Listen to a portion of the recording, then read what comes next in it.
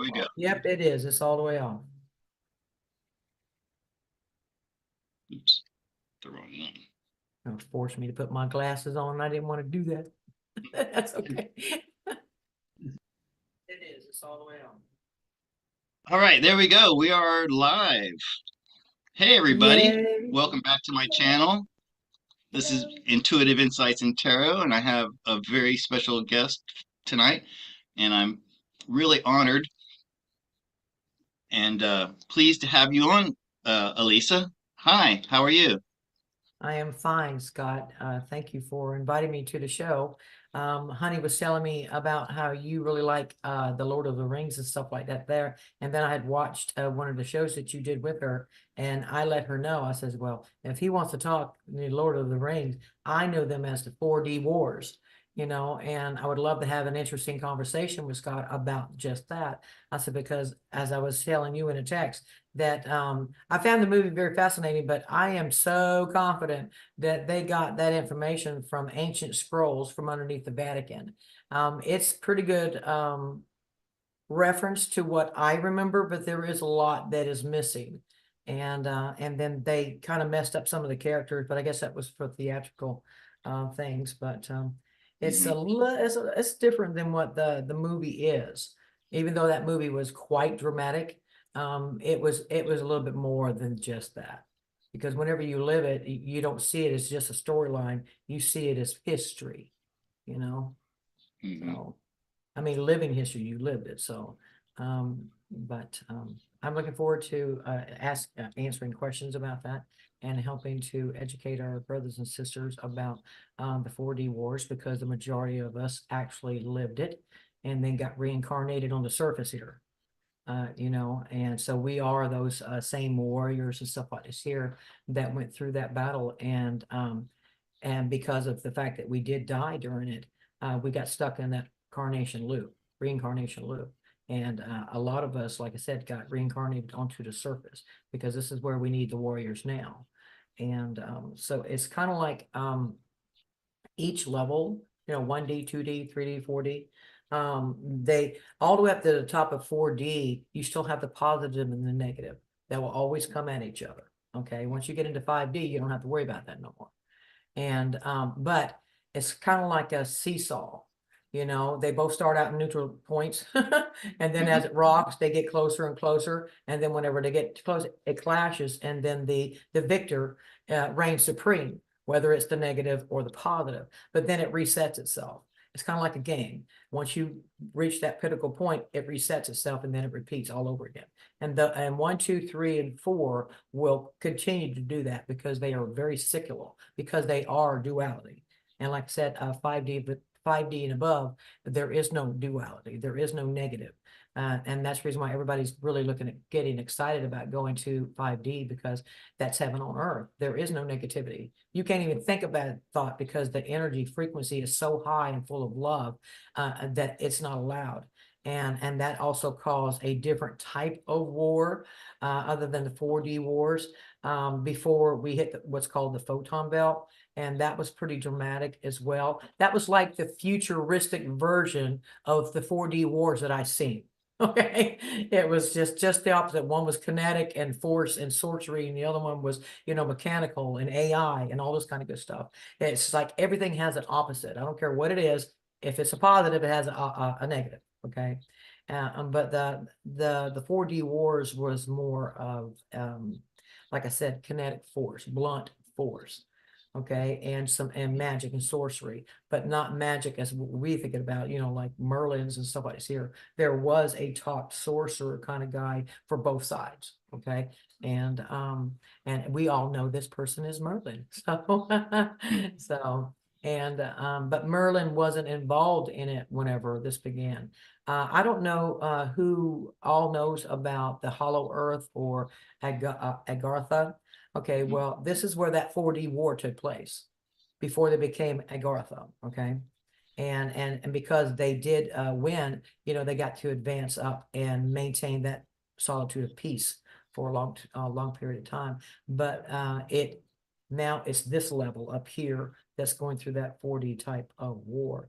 But everything has a cycle. It's kind of like you'll have a 1,000 years of negative reigning, and then you'll have 1,000 years of peace reigning, okay, positive reigning. And prior to the 4D wars was that clash that made, you know, us the winners and the supreme. So we got to rule the land, so to speak, for about 1,000 years, and we forced them underneath the ground, okay, because we pretty much kicked their butts. Well, that's all well and good. The land was beautiful. You know, I mean, it was just like absolutely out of a fairy tale. You know, we're talking about giants and giant trees, you know, dragons, elves, orcs, dwarves, all kind and fairies, all different kinds of magical creatures that you can think of exists in this world. Even right now, they still exist in that world. It's just it's all positive right now. But just whenever you get finished with a war, everybody's still feeling it, you know, for quite a long time. But then, you know, let it go over like 1,000 years and people get complacent. Okay, they're not on their guard anymore because they've gotten too relaxed, too comfortable. Okay, and this is what the negative people underneath the ground and inside the mountains, they used that against us. For the 1,000 years that they were underground, they were preparing, and like I said, we were getting complacent. They were preparing for this next war, and just because they were underground dwellers doesn't mean that they weren't intelligent. Okay, they were the masters of their world, just like we're the masters of ours. They knew all the nooks and crannies, just like we do. You know, they were a very formidable opponent, put it that way. And so they were building in masses underneath the ground, and they did it by the millions. Okay, that's one thing that I noticed that in the Lord of the Rings and stuff, they showed what was a decimation of smog. You know, they showed the multitude that was coming out from underneath the ground. That ain't shit. So, well, just like anybody that's is trying to plan a war, you would think that you would have these top elite leaders time that's, you know, calculating and planning this war and how they want to do it, you know, strategic plan. And what they did was there is a mother white dragon, and then there's a mother black dragon, the positive and a negative. Okay. Ours was up on the land with us, of course, because she was positive, but the one that was underneath the ground, which actually, to interrupt that for a second, actually found her name is Madeir. Okay, Oh, that's that's what I the was going to negative. ask you. Yeah, That's the white dragon's name. her name is Miranda Oh. and Madeir. Okay, they're like a set of twins. One was dark and one was light. Okay, but they trapped Madeir in a cavern. The last time that we had the war, we put her inside of a cavern. We didn't want to kill her, we just wanted to trap her. Okay, because you can't blame the beast for what it is. Okay, and Right. but I found it was very odd that I got into a video game, and it's my favorite video game, and it's called Dark Souls 3. And in that game is this beautiful, gigantic, city-sized dragon that is purple, and its name is Madeir. Oh, And I was like, wow. what's the chances of that? Oh, man. But she does. She's like so black that she has a purple color to her. Okay, Hmm. and she is the mother of all the negative side of the dragons. Well, part of their plan was to they knew that she was capsulated, because that's what we did to her, was encage her pretty much, and they had gotten to her, and over that 1,000 years that they had access, we're going to say maybe 700 years of that before they finally got access to her. But what they did was they tortured her, and they tortured her en masse and constantly, because what would that do? That would cause her to produce some pretty evil eggs. Uh-huh. Okay, they were preparing an army. Okay, that's what I'm saying, that these people, these beings were not dumb. You know, they really thought about this stuff very seriously, and they kept growing those and having those en masse underneath the ground, pretty much like, you know, you're setting all your stealth bombers up, you know. Right. And of course, you know, they were doing it en masse, and we weren't. We were relaxed, we were complacent, and everything was just pretty much a normal kind of way, very loving and a peaceful world.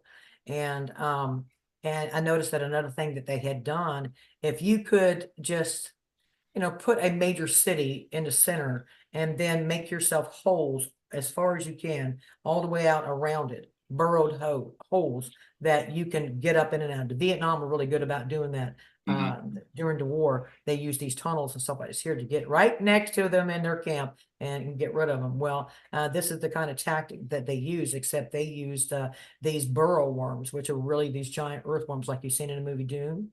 There's something like that, except they burrow pretty good.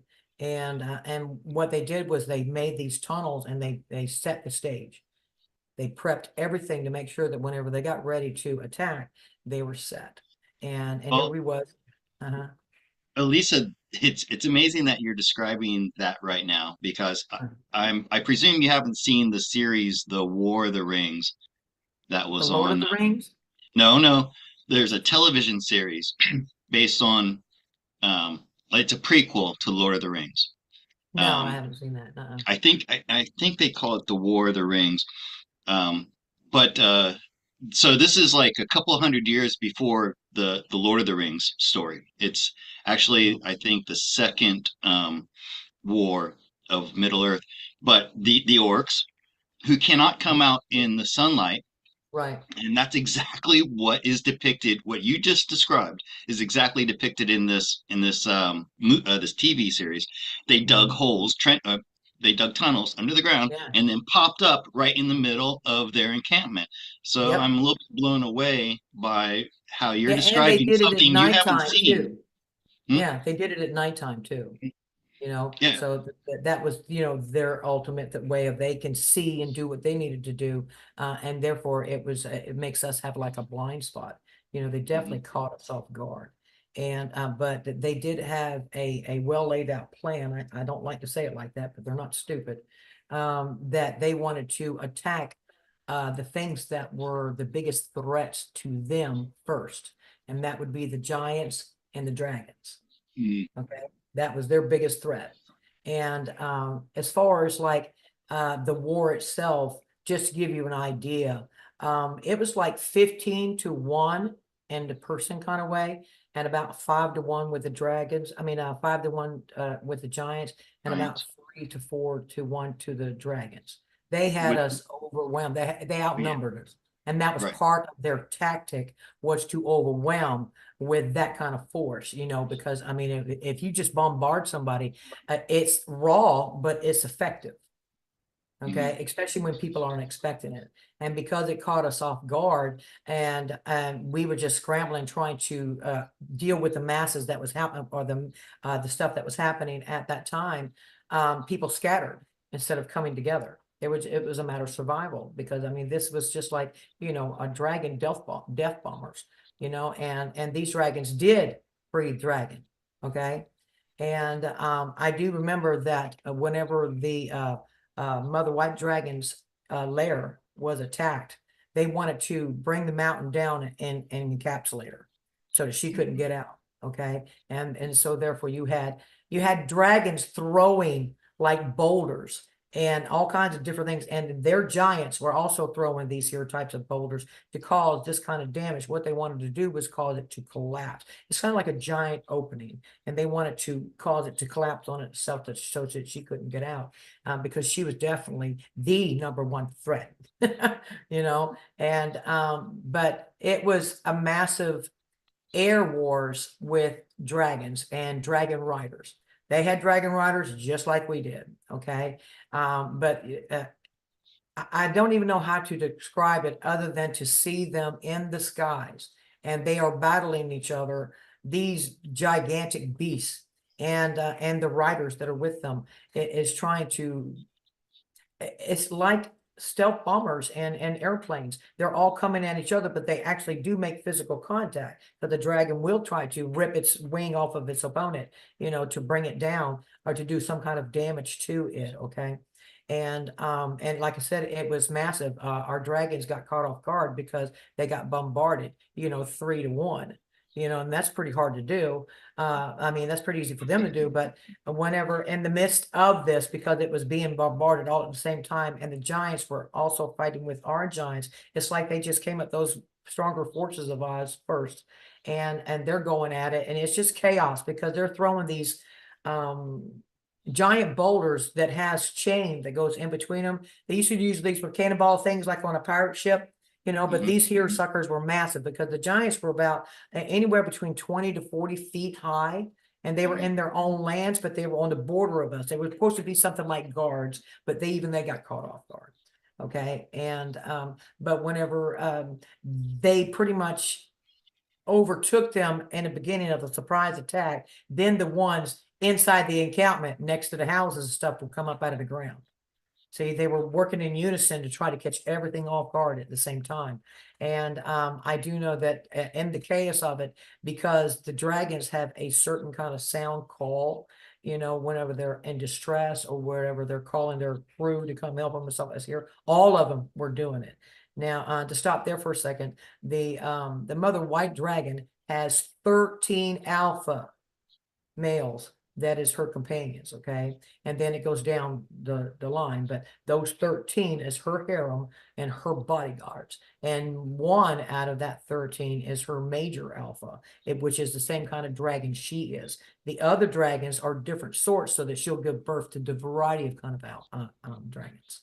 Okay, but I remember seeing all of them come busting out from the lair that she was in. You could tell just the feeling of the energy and everything. I don't mean to cuss, but they were pissed, and then they come out blaring and with the fire and everything else. And there was that war in the sky. It was just unbelievable because it wasn't planes. It was actually dragons.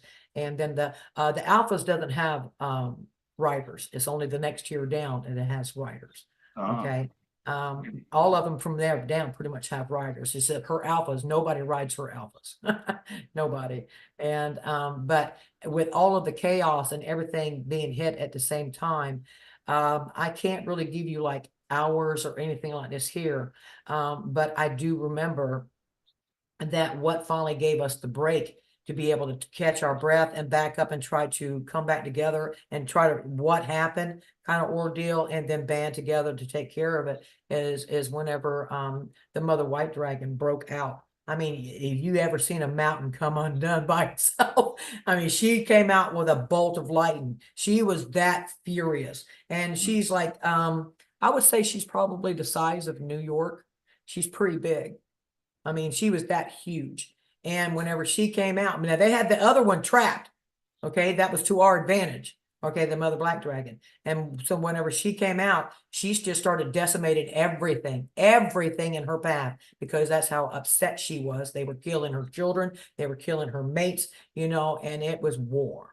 Okay, and because of her, they retreated good enough for us to come together and figure out what are we going to do? What are we going to do? And that's where they show in like in the smog thing in the Lord of the Rings, how they went and talked to the Elven. Okay. And I was actually an Elven. Okay. I was an archer, a female archer. Okay. And my name was Sione. That's one of the reasons why I have that name. But I was Okay. also a dragon rider. I'd like to make a note of that name. Can you spell it for me? Saoni. I've used that name, to my I've understanding, about 4 times in 4 different lives. And that includes, well, I had asked God what was my name prior to getting here. And I was told Sioni, that I've used that name a couple of times. And Sanoni. So that's the male version. So, yeah. It- so, before we go too far into this, I'd like to go back to the inner Earth that you mentioned, uh, and Agartha. yeah, and there's a series of films right now, King Kong versus Godzilla. Have you have you watched any of these movies? The last Godzilla movie I watched was one that was the only epic one worth watching, and that's the one that actually looked like Godzilla instead of some man in a suit. The one that went through New York with Matthew whatever his name, Matthew Yeah, Broderick. that was the one back in the 90s, I Yeah, think. that's the Um, one I watched, and that's one I there's like. a whole new series. There's a television series and there's a movie series. Um, and Godzilla and King Kong are the two main Mhm. actors, or the protagonists, I should say. Right. And in the most recent film, and I was trying to find the name of it. I think it's uh, King Kong X Godzilla. Anyways, Uh, they show a description of the inner Earth in that. There's a couple of films and mhm. movies uh, in this genre that show this, Right. and I really felt that we were being shown what it really looks down there. And there's a race of people who live down there, Hmm. um, who are they're like the Atlanteans. What we think of as Atlanteans, they Hmm. have no violence in their society, and they're Right. telepathic. All their communication is telepathic. Yes. But uh, I just think you sat since you love video games and you love fantasy stuff and things like this. I think you would love these films, and um, you liked Godzilla back in the day, right? Oh yeah.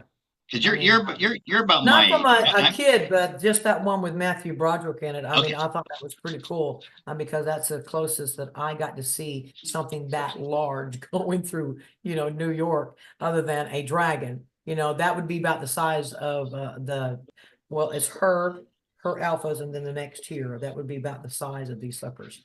So, Uh, real quick. I'll share my screen real quick just to show you okay. as the easiest way.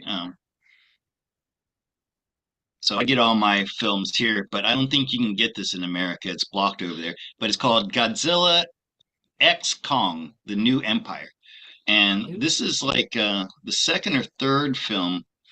Oops, sorry. Wait a Stop minute. sharing. Isn't that where those two banded together? Yeah, Yes, I yeah. did see that. Yes, I did. Okay, yeah, I Oh, did. okay, and that's the most recent one. There was another one before, because King Kong is the guardian of this on the surface, and oh Hmm. no, I'm sorry, Godzilla was the guardian on the surface, and King Kong came from Agartha, Right. and and they're both there to balance out the chaotic. They're called Titans. So all Mhm. like remember Mothra, and well, I guess you didn't watch this, but all those Or giant Skull Island, monsters, all those yeah, giant things skull, on Skull Island. all the Yeah, giant, the yeah. big monsters, they're called Titans, and Hmm. Godzilla and King Kong were meant there to balance them out, to keep them Hmm. from destroying mankind.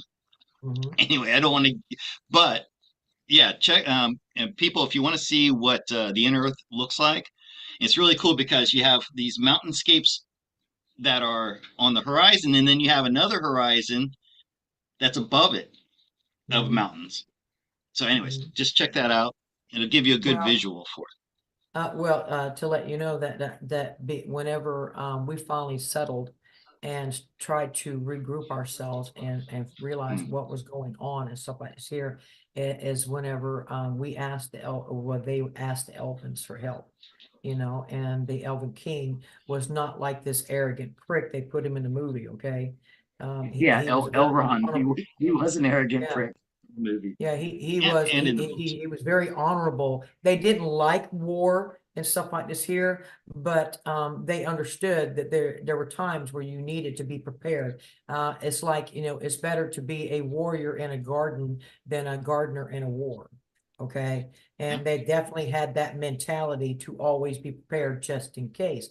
And of course, they also lived very, very, very long times. Some people Mhm. would think that the Elvins are immortal, and it would appear to some that they are, but that no, the longest range would be 1,000 years. Mhm. Okay, but we needed help, and because we got decimated so bad, we needed to call upon friends that could help us. Now, everything that was happening on the surface, Agartha could feel it. Okay, and whenever when they asked the Elven King, I get that a little confused, my Elven King, for his help. And the first thing that he did, he went to Agartha and he asked for help, and Agartha agreed that they would help us because they understood that we got decimated. Now they won't intervene unless it's almost like an extinction kind of event. Okay, if that tells you anything of why they helped us, they nearly wiped us out. Okay, And and who were the beings in Agartha? Were they elves or humans? they're like a very, I would say there's something like an elven, but they're they're different. That they have different abilities. They're more magic, more sorcery kind of people. They can manifest just by thinking about things because they had already crossed that bridge of that last 4D war that they went through.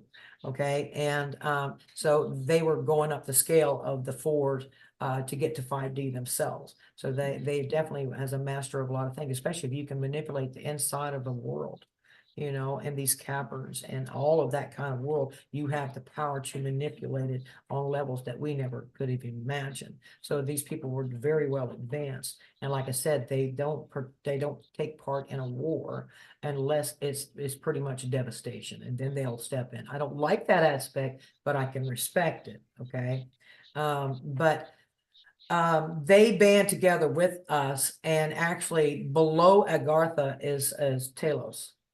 Okay, a lot of people don't know that. Okay, and Talos. Talos, yeah, Talos, Sounds and that familiar. is, you see, it gets higher just because we're on a third D, 3D surface. It'll go 3, 4, 5, 6 up, right? But then below it does the same thing, 3, 4, Hmm. 5, 6, all the way down to the core. Hmm. And we just happen to be on that band of Hmm. 3 and 4D, right? Hmm. So they went down to Talos, which at the time they were 5D, okay, and said and the reason why they went there is because we needed Merlin's help. Okay, Merlin is a very powerful sorcerer. Okay, and their sorcerer was called Moldorf. A lot of people might have remember that name from I don't know, but it just seems like that's a very familiar name. I've heard that before, and then I remembered that was the name of their bad guy sorcerer was Moldorf. It wasn't just Cyron, all this kind of crap. That's Hmm. just illusional Yeah. movie effects. Mm.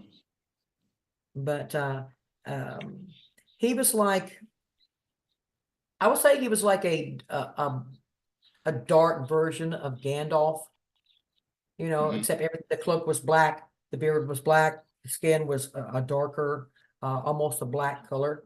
You know, he looked like, to me, he reminded me of a Sith. So out of Star Wars.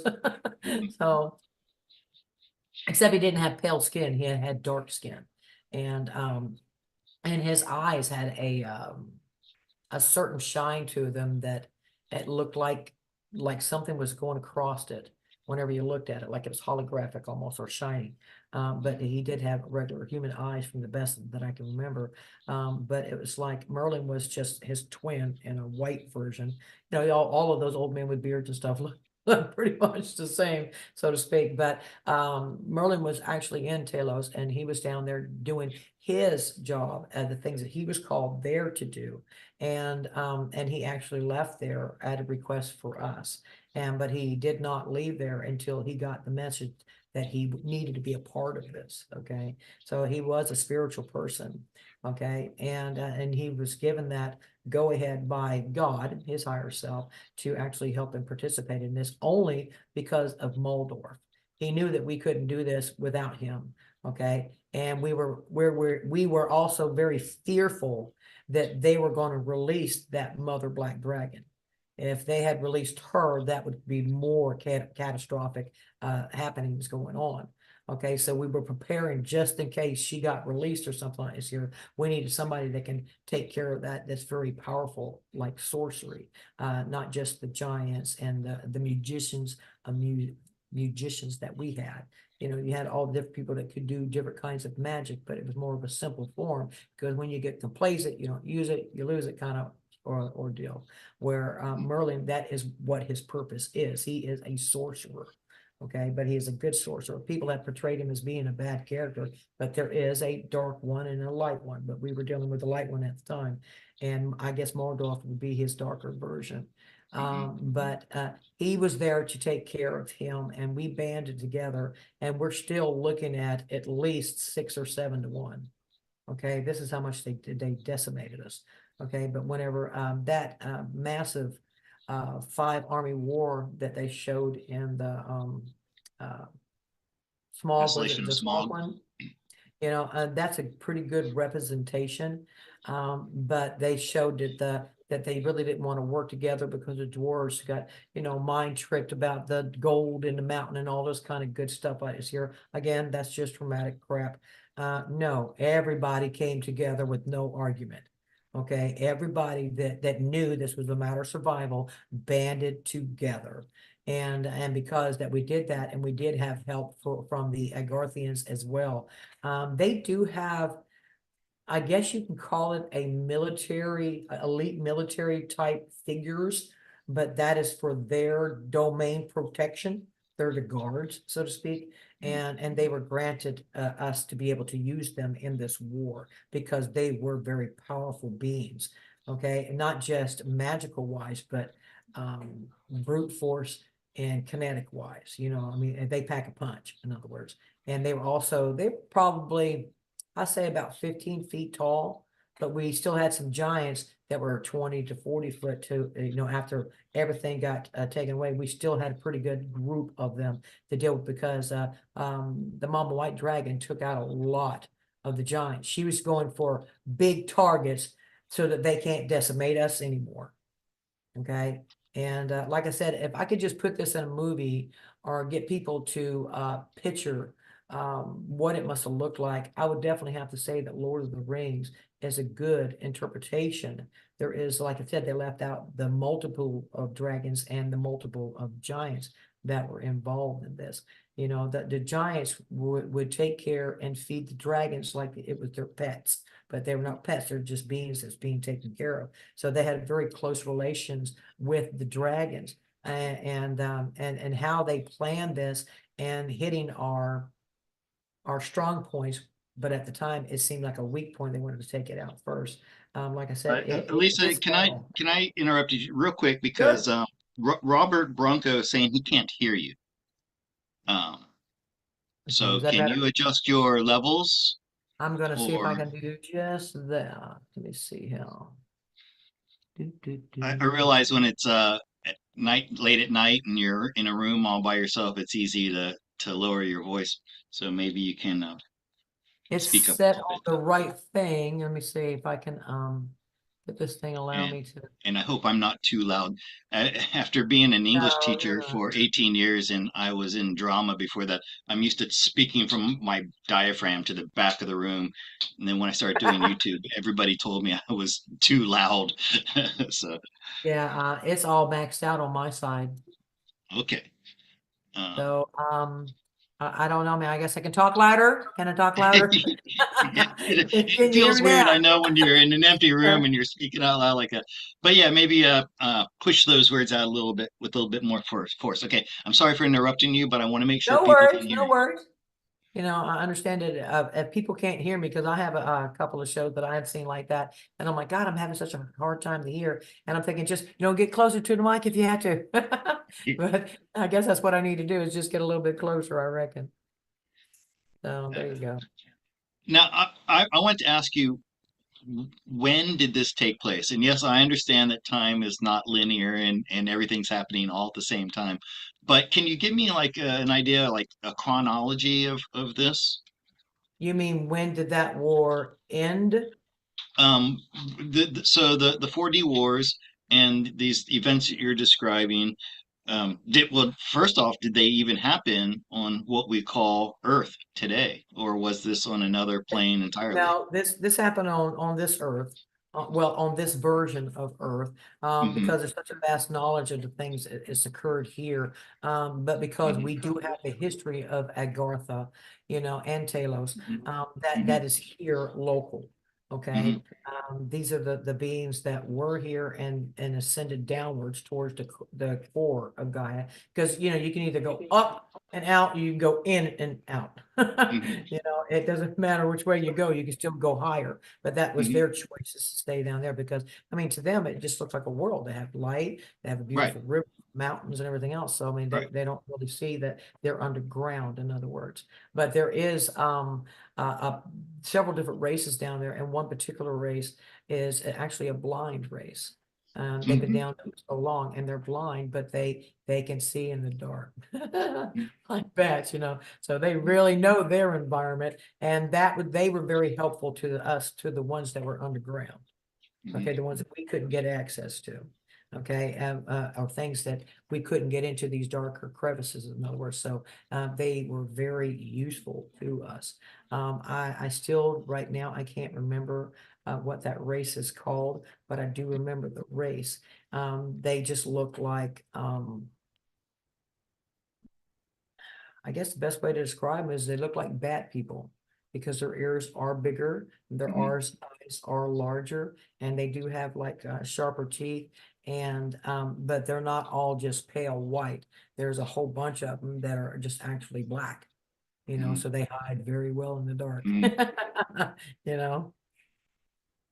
But they did help us with whoever retrieved underneath the ground, because this last battle, just like all the ones before that, the victor reigns supreme, right? And just like the victor will tell the story, or or Hmm. write history.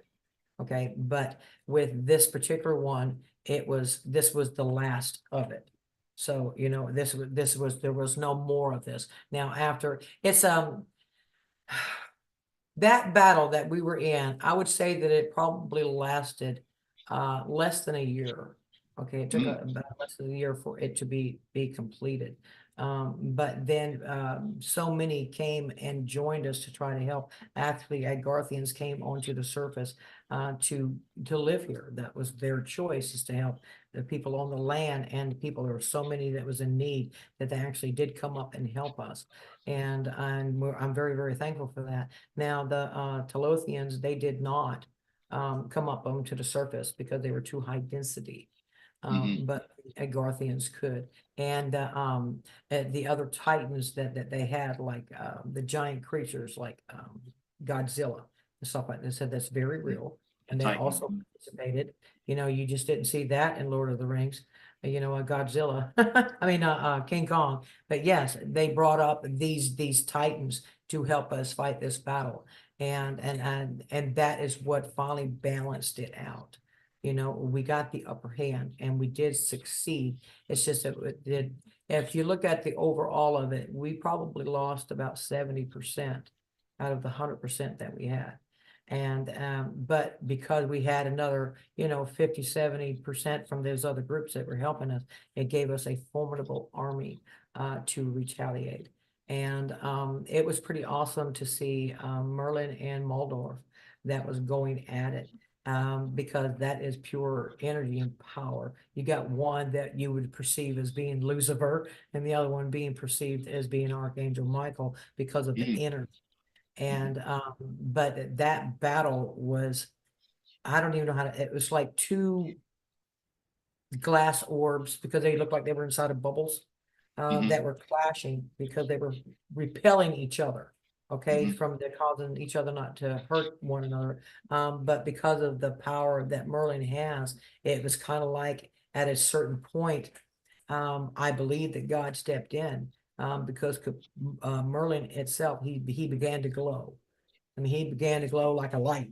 And whenever he began to glow like a light is whenever he overcame Mordor.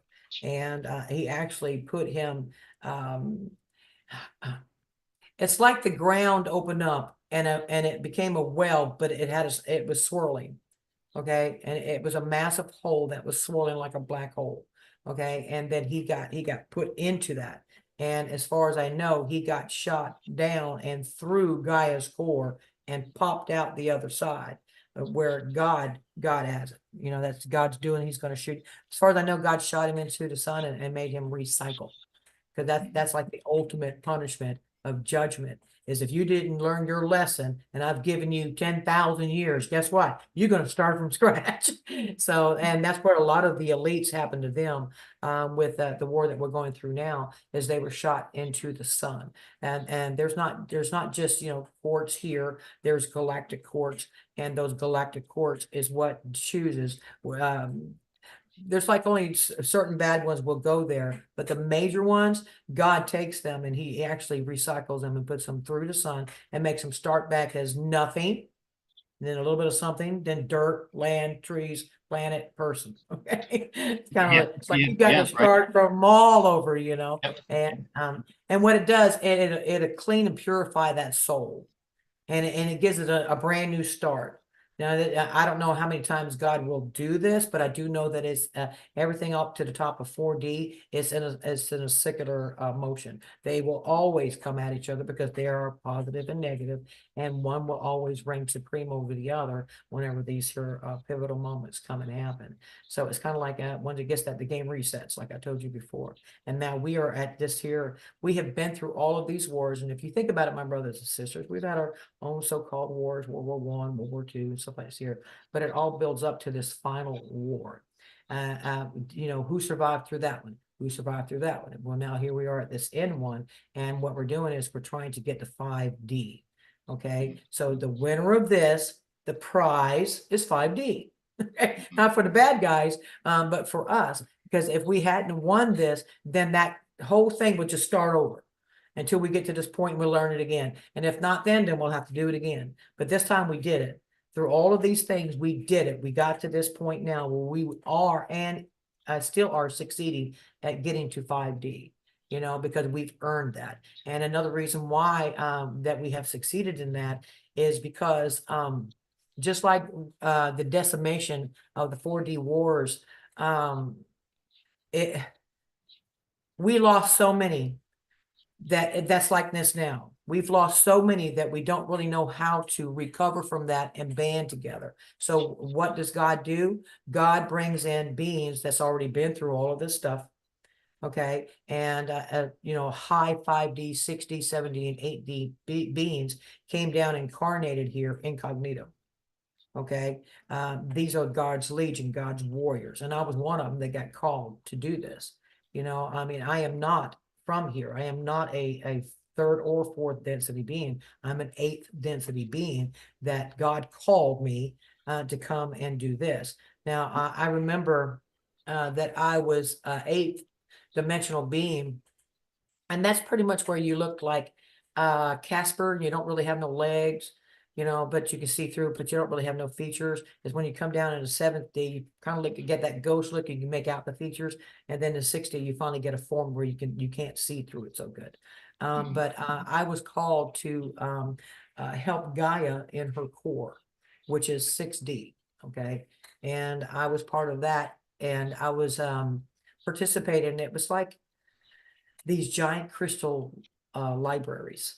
Okay, it's not like our library when we go and we pick up a book and we find out a story. And this particular crystal library, which is unbelievably massive, everything is kept on information on crystals.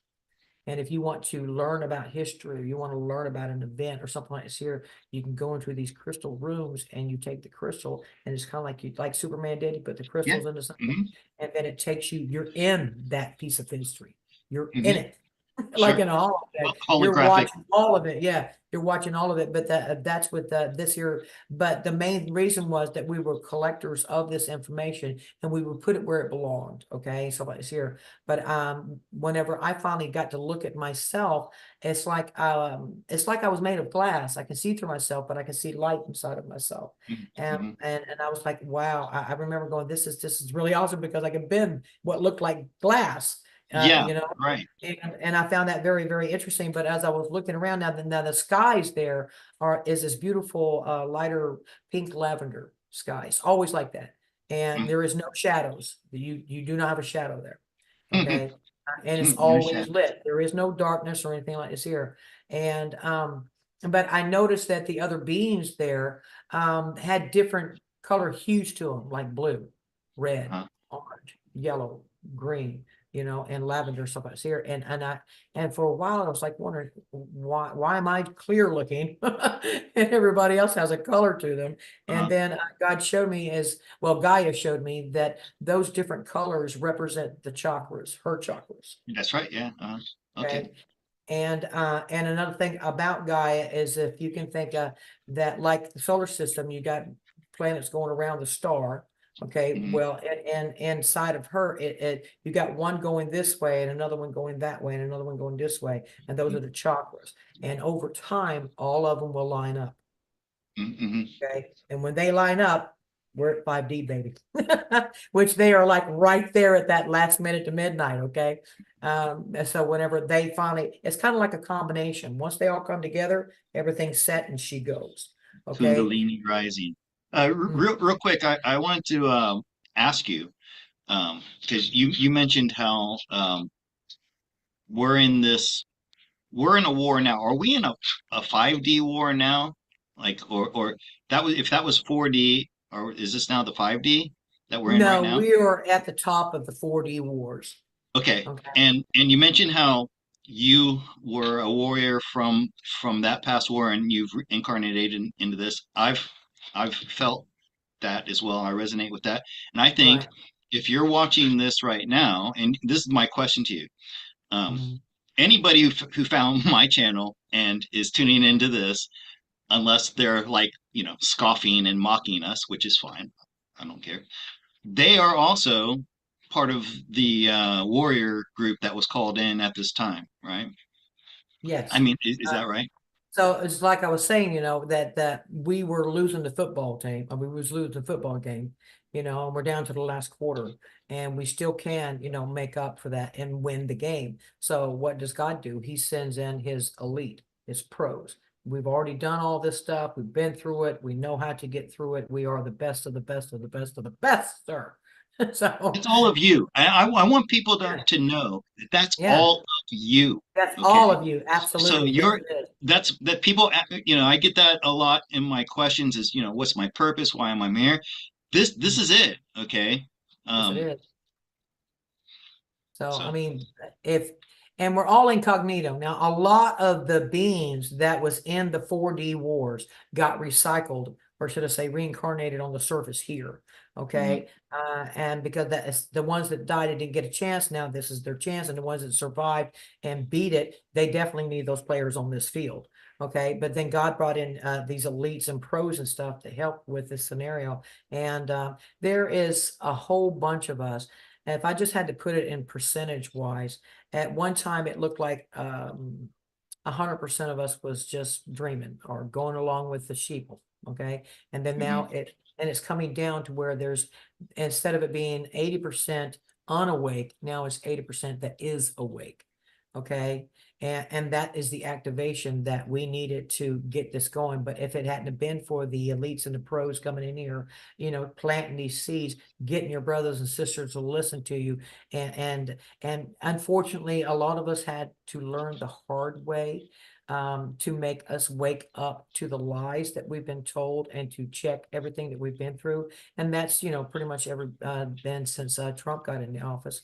And then, he was like, wake up, my brothers and sisters. They're lying. They're doing this. And everybody was like, no. And then you do the research and you find out this man wasn't lying. So he was the beginning of trying to help wake up the masses to the lies and the government and the deep state and the dark money and all this kind of good stuff, and telling us, come together, mhm, work together. And I'm very proud to say, here it is, almost 8 years later. And then, we have done just that. So how mhm. do you wake up 350 million people to the truth and make them band together?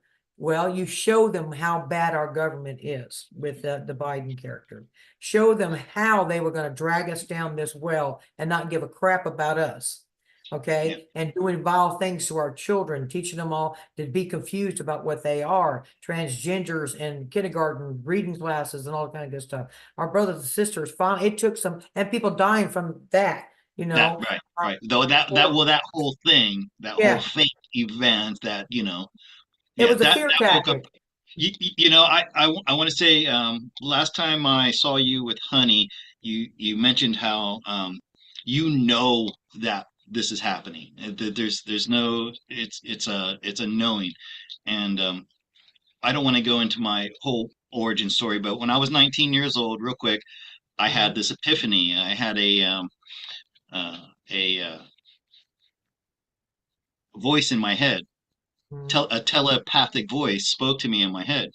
Later on, I figured out that was my higher self, but it mhm, told me, see, when I was 19, I didn't want to go on with my life because I thought it was going to be too difficult, and I had a gun and I was sitting there considering pulling the trigger.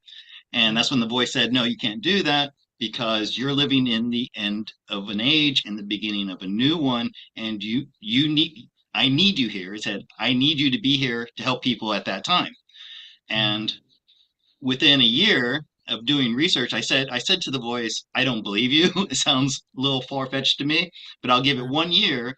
And if I don't find any evidence that this is true, I'm gonna continue doing what I was doing, hit the reset button. I was 19, I played video games. I figured that would just be just like hitting the reset button. Mm, So long story uh, short, I found evidence that was true and devoted my entire life to preparing for this. And so when the pandemic happened and all that happened, I this is it finally. And then all of a sudden, all these people start waking up, and then like I have a YouTube channel and people are listening to me and I'm using my tarot to help people get through this. And this is how I know that we are really that this is all for real. It's not just a fantasy that we're making up in our heads. That this war, this 4D war, this epic war between good and evil is real, and we are all part of it. It's so just yeah, I got goosebumps from it because what a fantastic life we have, an opportunity we have absolutely. to be a part of this. Yeah. We are all God in a body, That's right. and a lot of people find that hard to comprehend sometimes. But let me try to put it to you this way, my brothers and sisters. There's only one God, no else. There ain't no maybes, if, and, about, whatever, one God. So how does one God entertain itself? It makes copies of itself. That's right. Okay. And now whenever God made copies of itself, well, everybody was gods. Okay, perfect, right? But we know everything. How much of a conversation can you have with another God if you're already a God, right? Right. So the plan was, well, um, God's like, well, what if we go into a human body or a body and then we put a veil over it? That'd make the game a little bit funner, you know? And the purpose of this journey is that you are a God that came into a body that forgets what you are, and you need to find out who you are. Yeah. Okay, to help remember who you are and what you are. Hmm. Okay, and once you get to that point of you knowing, that you are God in a body, then you control the game. Hmm. Because you're not just a sheeple anymore. You're not Hmm. just the guy at the drugstore or whatever. You realize that you are God in a body, and we have been blindsided and lied to because the bad guys took advantage of all these gods coming in into this game with blinders on. Okay. And if we had just remembered, like in that little waiver we must have signed or whatever before we walked through the door, if it had said that this game is based on belief factors, and your emotions is what controls the world you're in. Oh man, can you imagine that we would have heeded to that? But Hmm. nobody told us that, and they made sure that we didn't know that whenever we came into this chaotic world. But it's all based on your beliefs. If you can Hmm. believe that reptilians have taken over the government, and that the Hmm. Greys have done vile and evil things to Hmm. our children, and that CERN is opening up a portal to let demons in, then why the hell can't you believe that there's good aliens here, angels here, the positive Hmm. side? It's trying to, like, the whole thing is trying to keep you focused on the negative. Yes, that's true. It's happened, it's happening, but also the good guys are here. But they're not just coming here, we're already here, and we just need to wake up. And we do have star families that has come in now since the eclipse, and that was a portal. If our energy inside this dome was supposed to raise to a certain point before they can come in, it's kind of like they're coming into a radiation zone or contamination zone. And they couldn't do it because it was too contaminated with negative energy. But Hmm. now we have raised our energy so well that they were allowed to come in through that portal with the eclipse. And my brothers and sisters, they came in by the millions. They came Are, in by the millions. are they coming as newborn children, or are they coming as No, they came walking in on ships. No, they came in on Oh, ships. oh, got it. Okay. And they've been outside the dome and around Earth, the real Earth, and trying to fix things and help with keeping the dome safe so that it, I'm not going to say they're going to keep it from collapsing because it's pretty stable. It's God, the one that's going to pop it. We just don't know when that's going to happen. But I do know that whenever we hit the photon belt, we're on a wave, like a roller coaster ride. We're going to go up, and it's going to take us 1,000 years to get to the top and 1,000 years to get to the bottom. And once we reach to the tip top of it, that's that 144,000 hertz that everybody's heard about. You know, the 144,000. Well, Hmm. it's not just the people; it's a frequency. Hmm. Okay, and but uh, while we're in the photon belt, there is no time. Okay. There's no time. We've graduated. We popped inside the photon belt, and everybody has a celebration. All the stars above us, behind us, below us, in front of us. Every star is like a massive galactic car wash. Every star has to go through that photon belt. Okay, and that's the graduation. Once you get to the photon belt on this side where the ride is going up, on the other side, the opposite side, it's going down. Okay, Right. and it's kind of like you start outside this one over here, and then you have so much you got to do before you get to the other one. And then it's kind of like you get a summer school and you go into the photon belt, but it's in that Dow spiral. So you're just picking up everything you need for the way out. Right. It's going to prepare you for this one. So, Alisa, since you're on the topic of cosmology, I need to ask you about Sol, our sun. Uh, so, I mhm. um, Cherie Sanders, if you're listening, this is for you because Okay. she's been very interested in the subject. She sees a lot of truther videos that are telling her that there's a fake sun or an artificial sun, and it's Mhm. there for nefarious reasons. So I listened to you described to Honey how our sun used to be Saturn, and how the four gas giants were actually our suns, and then Sol came in and captivated everything. Can you give us a recap of that, and then tell us about the sun that we see in our sky today? Why does it look different from a few years ago when it was big and orange? Now it's small and white. I'm going to let you do that. And while you're speaking, I need to step out real quick to let my dog out. Okay. Okay. Okay. Um, well, everybody has got the good understanding that we travel through the galaxy. Okay. And it takes us about 260 million years to make a complete loop. Okay. But as we are going around, oh, there you are. I So, just but my dog. That's why my camera was bouncing around. My dog's having a fit. So go ahead. so whenever we are traveling through, we also start on the outer skirts of the galaxy and we spiral inwards. Okay. That's what every star is doing. I don't care what it is, it's heading home. Okay, back to the center. Okay, but as we are riding like a star, it's like a bullet. It's a plasma comet. Okay. Hmm. And it's not just running straight through, nor is it going through like this flat. It's not, it's on its side. And the stars are going, our planets are going around it like this here, because that Yep. way it's inside of a bubble and it has bow shock. And that bow shock is what keeps the planets within that little tiny realm around the sun. And it pretty much is a protection bubble. But while it's traveling forwards, it's not going on a straight line. It's actually a spiral. Hmm. It's a spiral. All the stars do it to a different degree. And Hmm. while it's going up, you're in a positive. When it's down, you're in a negative. When it's up in the positive, it's down in the negative. And whenever we hit the photon belt is whenever we're doing the upper spiral. Hmm. Okay. And but this is where everybody that came in here incognito gets to go home.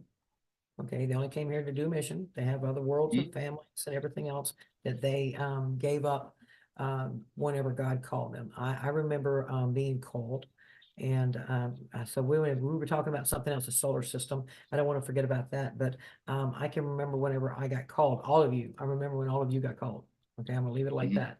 I was 27 years old, and I was going to the bathroom in the middle of the night. And as I'm going through my bathroom, you have to pass a mirror over to sing.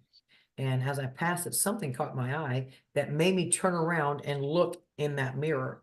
And whenever I looked in that mirror, I was just like this perfect version of myself. You know, I was already young. I already thought I was beautiful, but this was on another level. It was on a bigger level. And I'm just mesmerized by what I'm seeing. And I'm looking at my hands and stuff, just mesmerized. And I looked down on the sink and I seen that there was this golden ticket. And then now I'm in a hurry. I got to go somewhere. I'm going somewhere. I don't know where I'm going, but I'm in a hurry. And as soon as I grabbed that ticket, I was gone. And I was in this place that had no ceilings and no walls, but the floor looked like it was a mist. And just as far as I could see in every direction, it was oceans of beings, not just human looking, but beings of all kinds. And I mean, I even remember just kind of coming up above the crowd to the best that I can. And again, it was just mind blowing. They were just as far as the eye can see, like an ocean of them. And we're all looking at each other. We all know each other. And then all of a sudden we hear this trumpet sound, and there was three of them. And it was like deep. I mean, it was so deep. It was amazing that we weren't just fractured from the vibration of it. But that on that third one, this light came into place. And whenever it came into place, everybody dropped to their knees. Everybody, no exception. And that's whenever we were told that we were called. And that's whenever I got switched back here. And I didn't understand, called for what? Called for what? And it took me a while to figure it all out and to remember what happened after that moment whenever we were all told we were called there. And that was because of this here. Gaia cried out for help, you know, and it shot across the universe, not just the galaxy. It shot out across the universe, and people heard her. So the majority of the beings that are here and incognito are out of the galaxy. Whenever I got back into letting everybody know the information about the MedBeds humanitarian project, stuff like this here, God was telling me that he wanted me to get out there and be able to answer these questions for my brothers and sisters, but he was bringing them to me so that I could answer their questions about the star families and where they come from and blah, blah, blah. And so God swished me out and I got to see the galaxy, and off to the side is Andromeda. Okay. Mhm. And all of a sudden, all these stars started coming towards me, shooting at me, coming towards me. And I'm wondering, what is this? And God said, that's all the different races of your brothers and sisters that came here to help. And I was Mhm. like, so they came from all over the galaxy. This is a big deal. This is a big deal. This is the only planet like this in this universe, if you can believe that or not. This is the Mhm. last hold on all of this. And once we get through this, the only way that you'll repeat it is actually if you go up to God and say, I'd like to go do that again. No, not me. I I, want better worlds. I have this vision of when I was called. I don't know if this is something I made up on my imagination, but I believe that this is really what happened. I was in that vast array of people like you were talking about, but uh, I didn't really want to be here. And when God asked for volunteers, I jokingly put up my hand because I'd done it before. And I felt like I had graduated. I didn't have to do it anymore. Put up my hand and I said, I'll do it. And before I could say I'm only joking, I was conceived. So, Yeah, you yeah. know, and then when I, threatened to take myself out, my higher Mhm. self's like, no, you volunteered for this. You got to stick it out. Right. Uh, and and and I do enjoy everything that you're saying here, but I want to go back to the sun, Okay. and this is Oh, like I yeah. said once again for Cherie. Right. And All right. can you just in simple terms tell us when I go outside right now and look at the sky and look at the sun, what am I seeing now? What you're seeing right now is projection. This is that was what I told her. Okay, but go ahead and It is because we're still inside the dome, but the dome used to have an ice covering on it, which was a hmm perfect white theater screen, if you want to call it hmm that. hmm But that they have been projecting this holographic illusion to us and to getting us to buy that. But before I get back to that, I want to answer her question. As our star was traveling through the galaxy, it came across what we know now is Saturn, Jupiter, Uranus, and Neptune. They were four gas giants that are in They our were four system. brown dwarves, yeah. At the time, Yeah, they were four brown dwarves, but now we know them as gas giants. right. Okay. All stars are males and all planets are females. And then the Oh, male fertilizes her with his light and everything else. She gives birth to everything on that planet. Okay. But the sun can do that. It allows it, but for brown dwarfs, they can still give life on a planet, but the planet has to be really close to the star. Okay, and Saturn was our original star. Earth and Mars and Venus belong to Saturn. Now Venus comes in after the fact, but I'm just going to hit on that for a second. hmm Earth and Venus belong to Saturn, and it didn't have the rings, but these brown dwarfs, their hue or their bubble that they set in was purple. hmm Okay. So, and Earth used to have these purple dawns. It was a continuous purple dawn. There was no night, it was only just purplish color, always. And in other words, and we couldn't see outside to the universe. We didn't see no stars or nothing because it was such a thick hue, a purple cloud kind of like thing. But as Sol is traveling through here, he comes really close to these four brown dwarfs. And uh, and whenever two stars come together, if one's more powerful than the other, it'll suck the energy off of it. hmm Okay. So whenever it got to, we're just going to say that we're going to put Uranus up front and then Saturn, Jupiter, and Neptune. Okay. And we're going to hit Uranus with a cue ball. That's the first one that's going to get hit.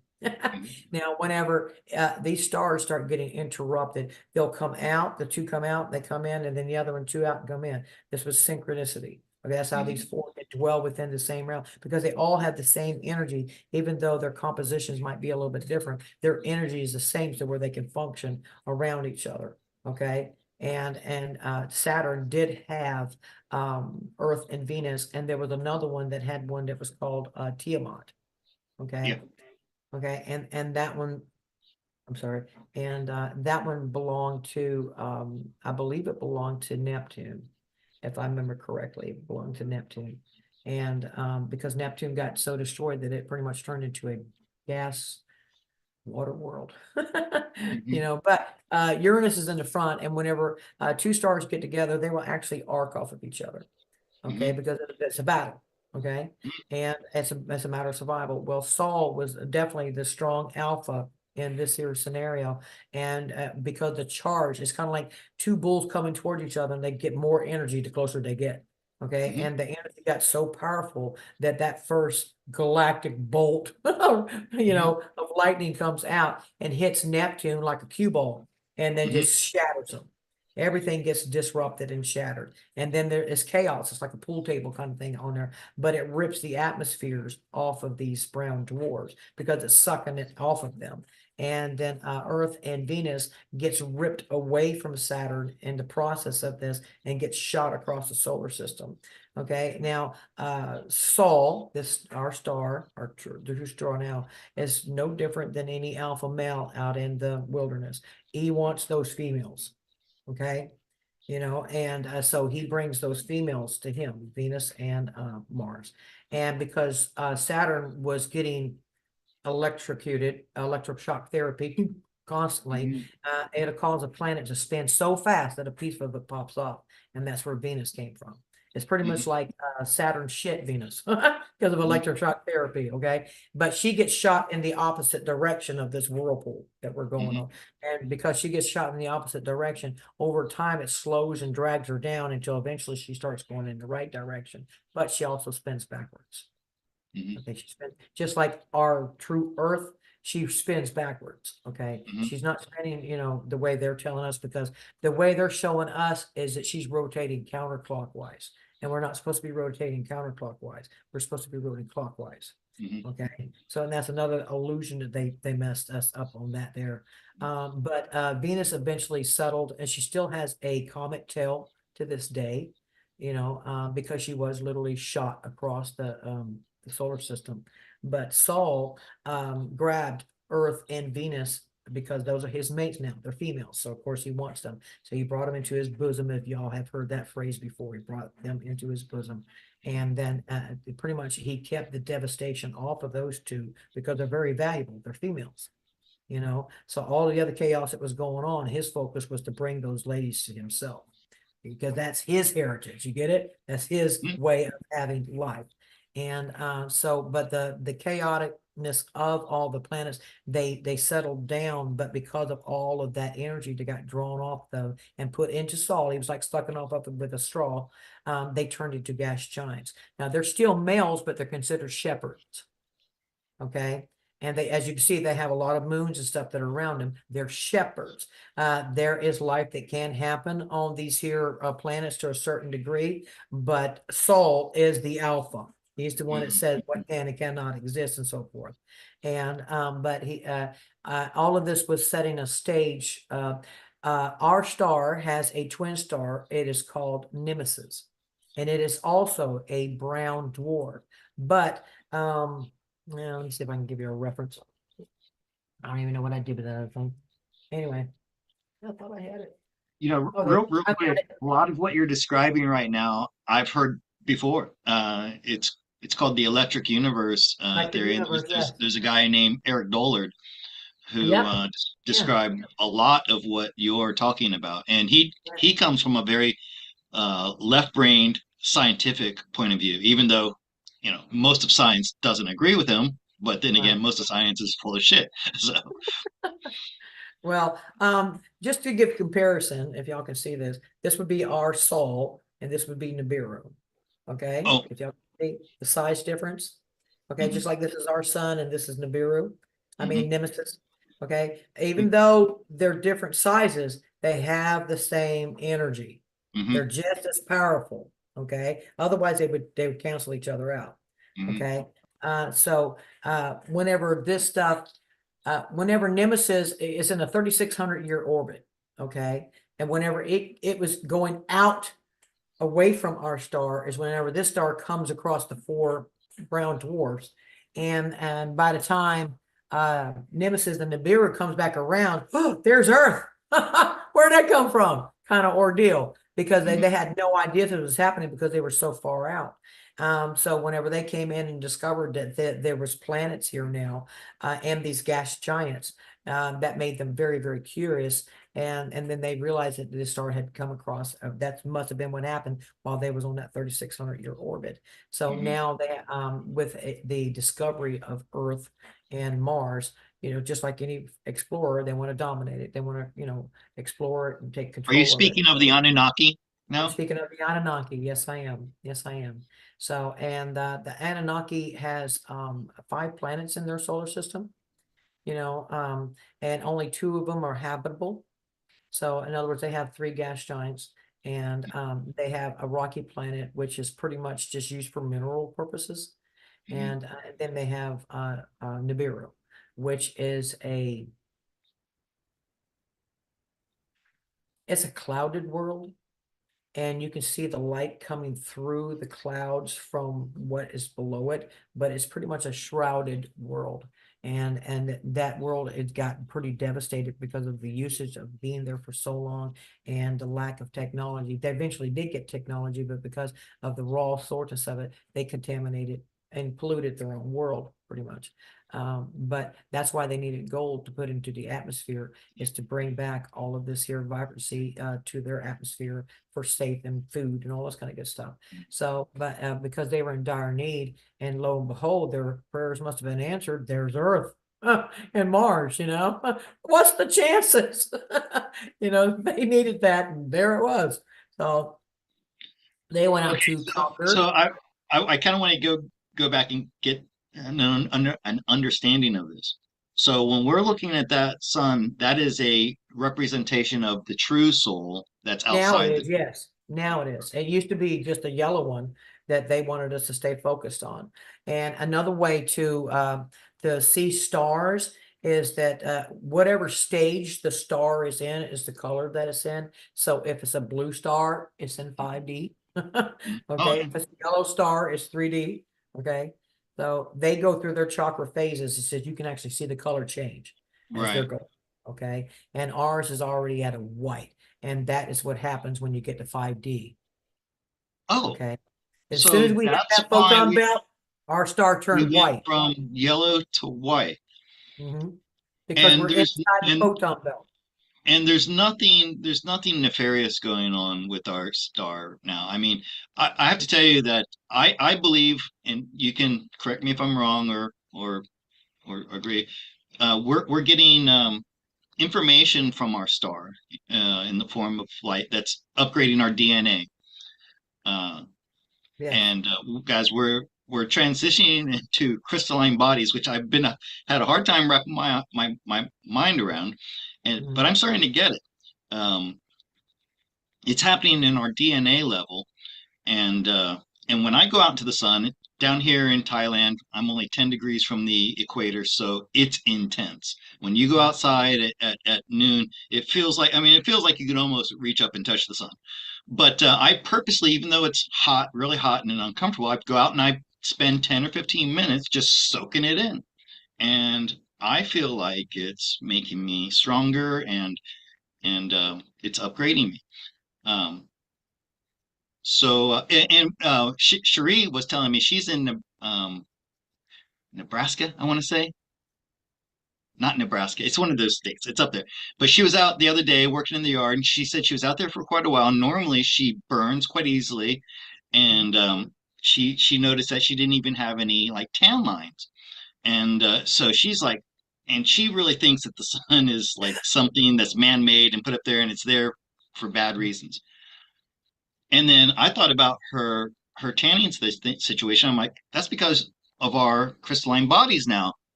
Mhm. That to me makes more sense because I noticed we had a heat wave here. It was 108 with Uh, 120 humidity uh, factored in, but wow. yet I wasn't really feeling it. I mean, until it got really super hot, like over that. In other words, I felt like my body was adapting to the weather. So, Yeah, anyways, we are adapting to the changes. The star that used to the yellow one and the orange one that was up there was from a projector. Now this is mhm, going to shock a lot of people. So my brothers and sisters, prepare for this. Um, our star is not hot; it's cold fusion. right, yeah, Okay? Now the one that they had in here, they made it a hot sun. Okay, why? To cause havoc, to cause breathing problems, to cause burning, to control it. But the stars are not hot; they are cold fusion, cold plasma fusion, and hmm the universe is not cold only in between, but even around a star that is cold fusion, you feel the tropical weather of it. Is what I'm saying. Everything is pretty tropical and temperate in temperature wise for each planet. But as far as like it getting like 110, 115 in here, humidity factor and all that kind of, because we are in sort of a terrarium. Oh, Yeah, sorry. I was just getting a really short video. Can I show this real quick? And sure. I think this will help explain what we're seeing, and maybe and you can give some commentary on it. Okay. It's really short. Can you see what I'm looking at here? Yes. If you The can, that video. the firmament making sense. I will show you Okay. the dome. So let There me you go. do the Thank you. play real Excellent. quick. It's, Firmament. Here are your stars, nothing more than bubbles, maybe contains gas or not, mhm. but only thing is an external light or a torch. There you have on your left the sun, and there you have on your right the moon. Very clearly you can see the yellow sun with daylight and white like in the night. If I turn it in correct angle, there you have your day and night. Do you see it? If I want to make an eclipse, I only have to put the light in a determined way, and the two will combine. Boom! Eclipses. All right, this is a simple way so you can understand how I see the firmament. Now you can come up with your excuses. Okay, so I'm not saying it's exactly That's the pretty cool. That was pretty cool. that Yeah. that is, and so when we look at the sky and we see the sun, we're not. It's not a physical object there. it's like you said, it's a projection of the actual sun that's on outside the globe. Right. But there's nothing to worry about. Right. It's not doing Mhm. anything bad to us. No, it's not. In It's actually fact, helping us more, how giving us much? the energy. So the positive energy that we're supposed to be getting now, and that's a Mhm, good sign that the sun is no longer yellow; it's white, and that's the stage. They can't stop that. They can't control that because once we hit the photon belt, none of the negativity could come in the photon belt. So the only ones that got trapped was inside the dome. Okay, and those are the ones that was trying to still control everything. But now that the white hats and good beings and stuff like here has taken back control of it, they still project that sky because that would be traumatic for us to experience. And they still right. project the moon because we are very used to that as well, even though we know that's not real.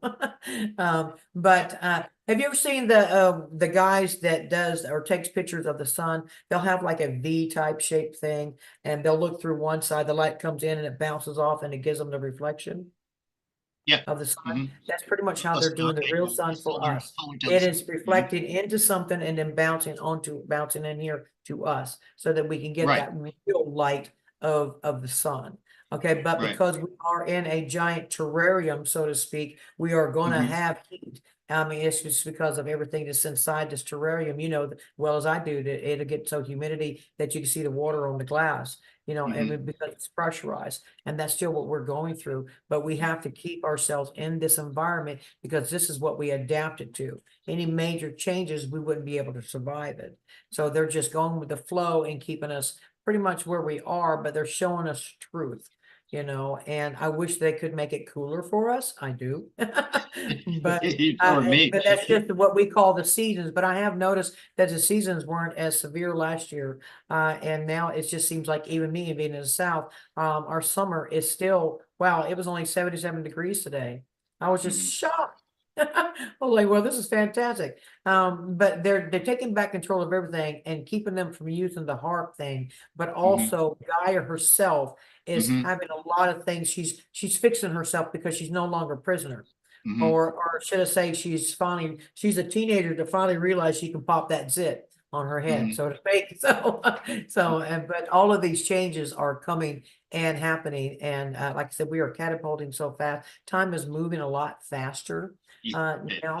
And through each dimension, there's 7 layers that you have to get Hmm. through before you can get to the next level. But from 1 to 2, they're very wide bands, and those bands get shorter and shorter as you go up the ladder. Okay, and so we are in a 4D, which the bands are pretty close together. They're pretty small, and we're right at the like 4 3/4 before hitting 5D. We can see the light at the end of the tunnel, and our brothers and sisters are waking up in masses all over the world. You know, they're protesting. They're not taking this crap no more. They're taking a stand and they're saying new governments all over, not just us. But it seems like the whole world is focusing on us and what's going to happen with ours.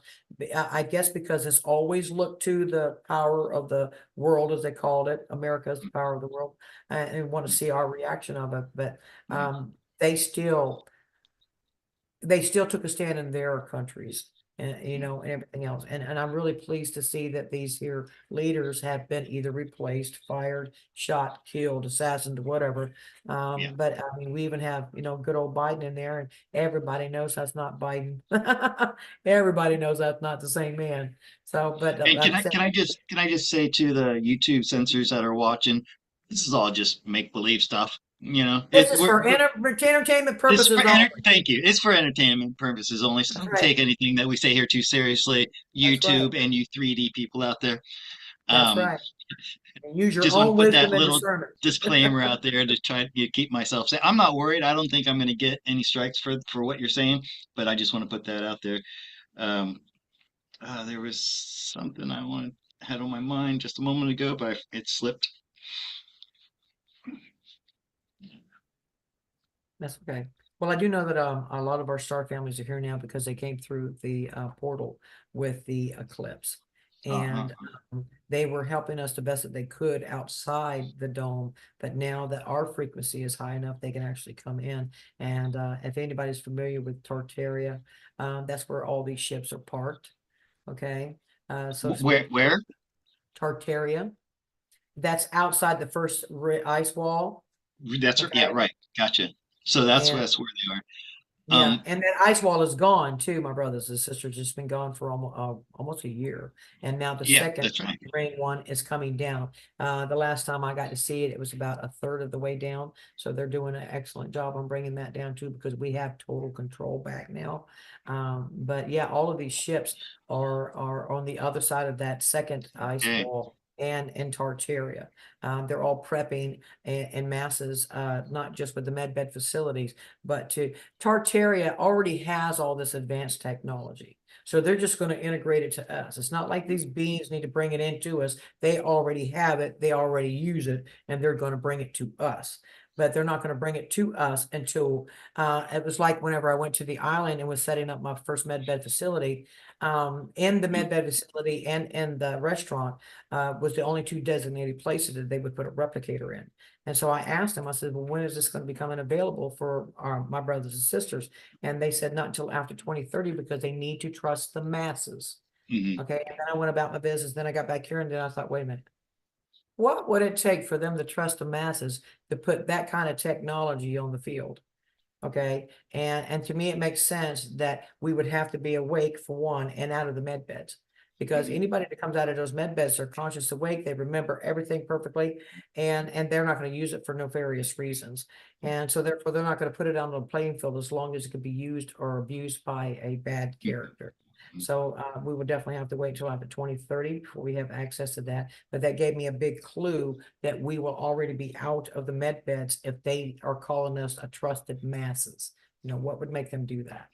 And so that makes a lot of Let me sense. just let my viewers know that if you'd like to hear more about the story that Alisa is talking about right now, it's on Honey C's channel, the interview that you last one you did about 2 weeks ago. So you can hear all about that there. And I remembered what I wanted to say real quick. And here again, I want you to correct me if I'm getting it wrong. So you've kind of mixed two cosmologies. One is stars and planets in space, and the other is the dome. And about in 2015, I got into the flat Earth thing, and at first I was very, like it's all flat. That's all there is to it. It's just this flat plane. And now I've gotten to a point of understanding that it's both flat and round at the same It's time. this. It's this. Oh, right. And with the Okay. dome on it, yeah. But the And Earth, she's 600,000 miles around. She's a super Earth, and there's all water in the center, and there's only land on the top and land on the bottom, and a few islands around the center of it. But we are inside that dome that right. sits like that, and that dome is 100,000 miles around, and we are hmm dead center of that. That they think they want you to believe this whenever hmm we're actually on Right. something like this. Okay. And that's the And big and lie. Whenever I and, found that and out, I was heartbroken to a point that I cannot express. It was like, this is the why? big that everybody's been talking about Yeah. because it's And the and massive. and can I show you something real quick? Sure. Uh, this coming right up here. Hold on. Okay. This is a dodecahedron. Yes, it is a dodecahedron. It's got 12 sides, and Mhm. that globe that you just held out. Um, I this is my intuition and my belief system.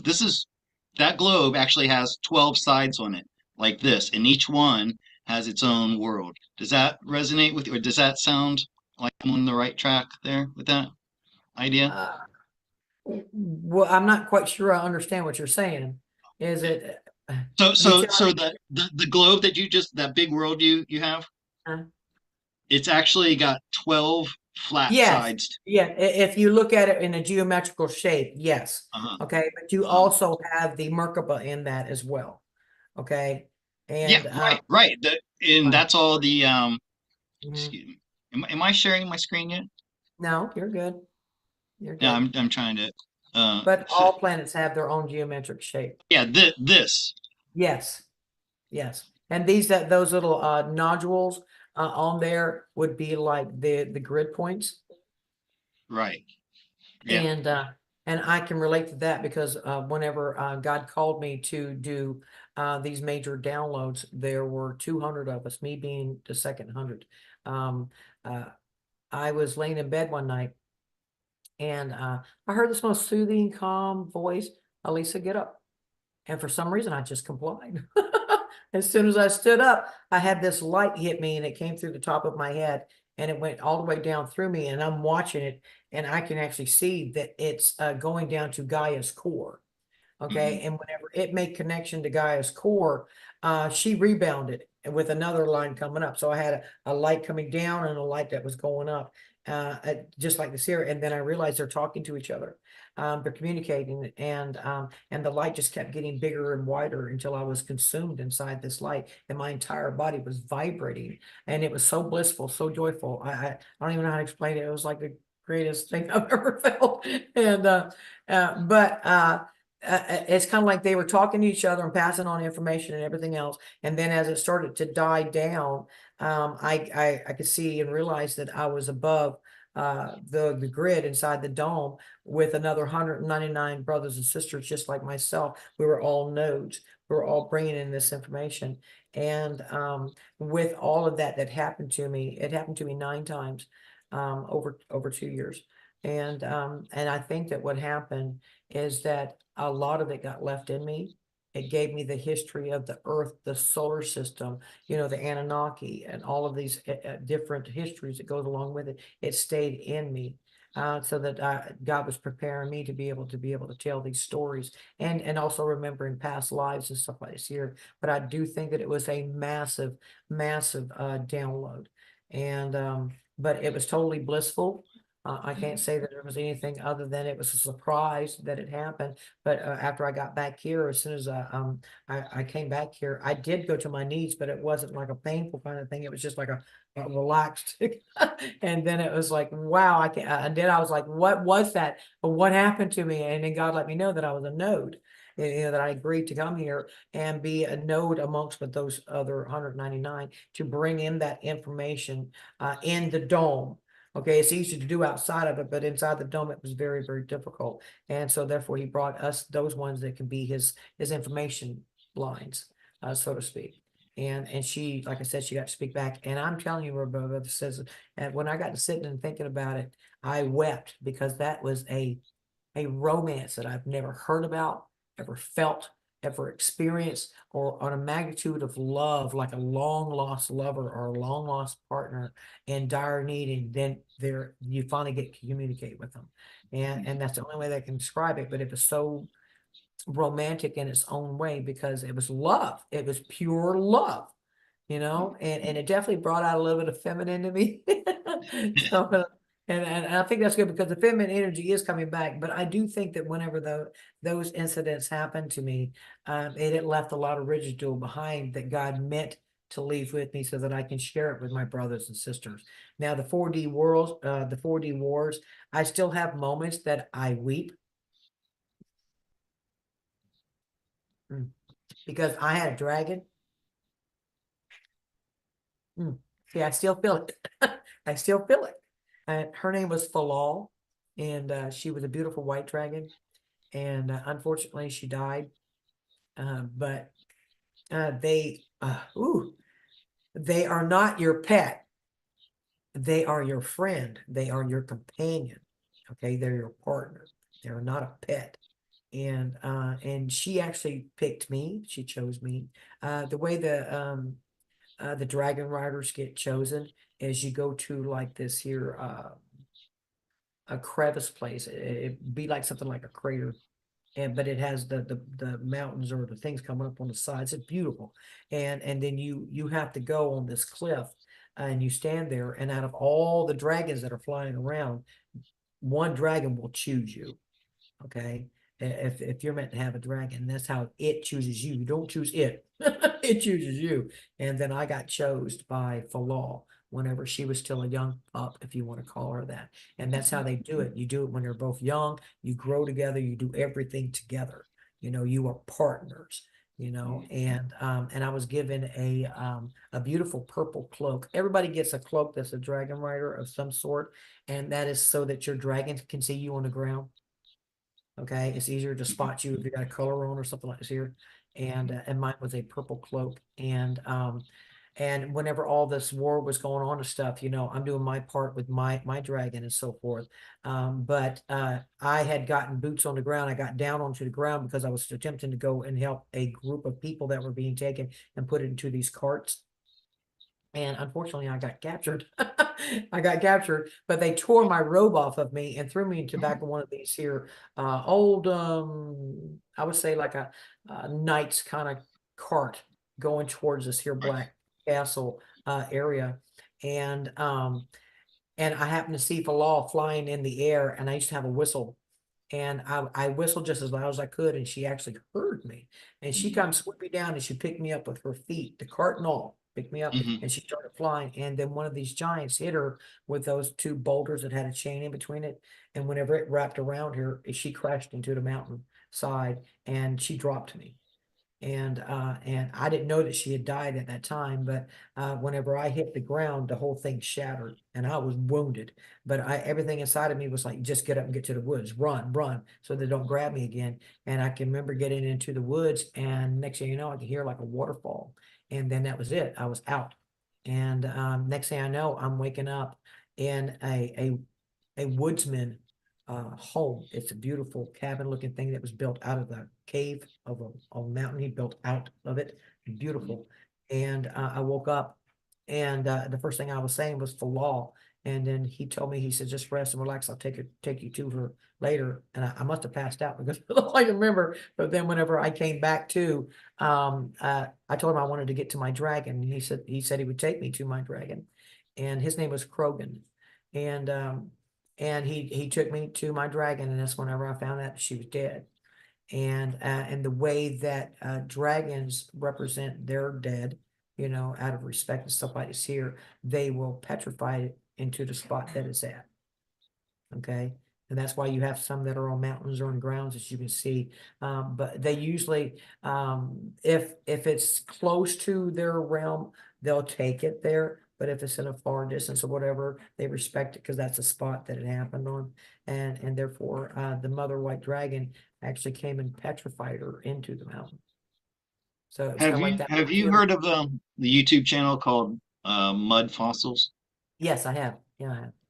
Yeah, so I have to say it takes me a while sometimes to open my mind to accept these Mhm. outrageous things. When the flat earth helped me to do that, once I realized that I opened my anything, I'm open to any possibility, okay? Right. 10 Right. years ago, I couldn't have had this conversation with you because I just wasn't quite ready. But yeah, so he talks about the Atlas Mountains in North Africa Mhm. was a dragon, and Right. uh, and he goes through very and gives a very good detailed description of it. And so now, when you mentioned the dragon that was the size of New York, Mhm. that's about how well, I don't know how Huge. big actually Well, this I mountain. mean, if you think about it like this here, 600,000 mile Earth, you can put large things like that on it. Right. Okay. So Right. we just happen to have a little piece of it, But this right here is what has helped bring some flat earthers and round earthers together because they're Hmm. both correct. They have Right. compelling cases, and they may, and like I said, they can convince you of what they are saying because they do have some pretty good facts about it. But Right. if you can, That's yeah. it's another way they divided us. A That's flat earth, right. and That's if you right. can bring those concepts together, you have the answer, which is what I just showed you. That is the truth. And and that's the reason why it's called the big lie. Okay. Hmm. The ultimate big lie that we're going to find out is that we've been in a little cage on a giant earth, you Hmm. know. But that is how I have friends that are flat earthers and friends that are round earthers, and Hmm. quite a few of them has come over and said, "Oh my God, that makes sense." I'm like, Hmm. talk to each other, guys. Hmm. The Right. flat earth, talk to each Yeah. other. Whenever you can bring this concept together, you get this. Yeah. Yeah. You get that. So, Yeah. and, and it When makes sense too. when I first found out about flat Earth, and I spent hours and hours because I was unemployed at the time, and I had just become single. I just had my girlfriend left, so I had a lot of time on my hands, and yeah, I was very one-dimensional thinking. And then 5 years later, you've got these flat earthers for one thing, you have flat earthers arguing with each other about the Mhm. details of the flat earth. Then you have the the round earthers and the flat earthers debating. And so then it dawned on me, yeah, flat earth is a psyop, but not it's not because the earth is not flat or round. Right, It's they did it to divide us and to get us fighting with each right. other. Hmm. So I started this channel to be a flat earth, actually as a flat earth activism. I was going out doing interviews with people on the street Right, and stuff like that. And of course it wasn't going anywhere. But nowadays I will not put the two against each other. I will never debate with somebody about the earth is flat, the earth is round. I won't fall right, into that right. dialectic. Well, And you can and understand it because the dome is 100,000 miles around. It can right. be perceived as flat, and it can also Yeah, be right, perceived as having right. a roundness to it. So, I but also I have think there's a conversations, yeah. I also think there's a more of a another element to it, and I'm going to go back to Tolkien's universe. Mhm. Uh, the original creation of the Earth that was called Arda. The first one that only had like spiritual beings like angels and elves and things like that. The original one was flat. And then there were all these wars and things going on, and men were trying to invade where the elves and the angels lived. So God, Iluvatar, um, created another Earth that was round. So you had two worlds at the same time. You had a flat world and a round world, and they both exist at the same time. And this is what quantum physics is. That when a particle can be in two states at the same time, we call that a quantum. Uh, Entanglement, and there's a word for it. Yeah, superposition. It's called superposition. superposition. Yes, Okay. superposition. So this means that something can be in two states at the same time. This is why Right. I don't have a cognitive dissonance anymore. Is the earth flat? Is it round? Yes. The answer is yes to Yes, both of those. exactly. That's exactly it. Yeah. I actually had a dude that was telling me, he resonates with everything me and Honey says and all this kind of good stuff. And he was really, of sound mind. I mean, he's very smart, logical and stuff like this here. But he said that he wanted to speak to me because there was one difference that he was experiencing that nobody else was experiencing. I said, okay, what is it, my brother? And he says, well, you won't think I'm crazy? I said, no, I promise I won't. And he says, well, my earth is square. Hmm. And I said, you know what, my brother? I want you to send me an invitation, take pictures and have fun because I think that's fascinating. He said, you don't think I'm crazy? I said, no, I don't limit God. I said, there's people out there that believe in the flat earth. Well, I want to go visit that too. Let them send me an invitation. I'll be glad to go visit, but that's not what I resonate with. But I also know it still exists. Hmm. Okay, don't limit God. So, and he felt like so relieved because he thought for sure that, he told me a secret like that I would judge him. No, my brother, that sounds awesome. I think that's actually pretty cool. As part of the So, sacred geometry, actually the dodecahedron, the square is the shape that gives birth to the dodecahedron. And you know who knew this? The ancient Greeks. Uh, mhm, they had the Platonic solids, and in their right. philosophy, everything was created from these solids. There was the shape that's a force-sided shape. It's like a Mhm, triangle on each side. mhm, But the Earth, to them, the Earth was the square. right. That's because it's a square with a circle in it. That's right. That's it. Okay. That's right. And as you mentioned before, the Merkaba. The Merkaba, yes. It's all it, it's just fascinating It's stuff. kind of like the housing of the galaxy, and it does the same thing with a star, the same thing with a planet. Right. It's like the planet's the housing of it, and it takes those two to come together to create it. So, and that being And the positive and the negative, the square and the circle. So, and this goes infinitely inward and infinitely outward, yes, and that's the it never ends. It loops back into itself yeah, always, you know, always. I'm forgetting the word for and that's the fractal Fractals. nature of Yes, our fractal. Yes, universe. yeah. Um, Now, Alisa, I would like to open up the chat to take some questions from the audience if we have any. Sure. Sure. And If you give me a minute and let me go potty, please. yeah, Let yep, me go to the sure. bathroom I, first. I I need I need to make an announcement anyway. So yeah, you take a short break, and when you come back, we'll take questions from the audience. Um, and in the meantime, I want to let people know that I'm a tarot card reader, if you don't know that already about me. And my usual fee for an hour and a half reading is $75, which is actually a really good rate if you look around. But I'm given a special rate in May. I started it for Mother's Day. I decided to continue it all the way through May. Uh, a special rate of $55 for a reading with me. So if you would like to have a tarot card reading with me, please go to my website below. You'll see in the description. And then the other thing I'd like to mention is I earn a little bit of money through my YouTube channel. It's not a lot, but it pays my rent usually. It's usually enough to pay my rent, which is like $150 here in Thailand. But I have to reach a threshold of $100. Right now, I'm a little over $50 on my YouTube revenue for this month. So if you can ask, if you can afford $5 or $10 in the form of a super chat uh, in the chat, for in your questions for Alisa, or if you have a question for me, I can do cards on. I can do that as well. So I'd really appreciate any help that I can get so that I could get paid from YouTube this week. Okay, and anything else I wanted to add here?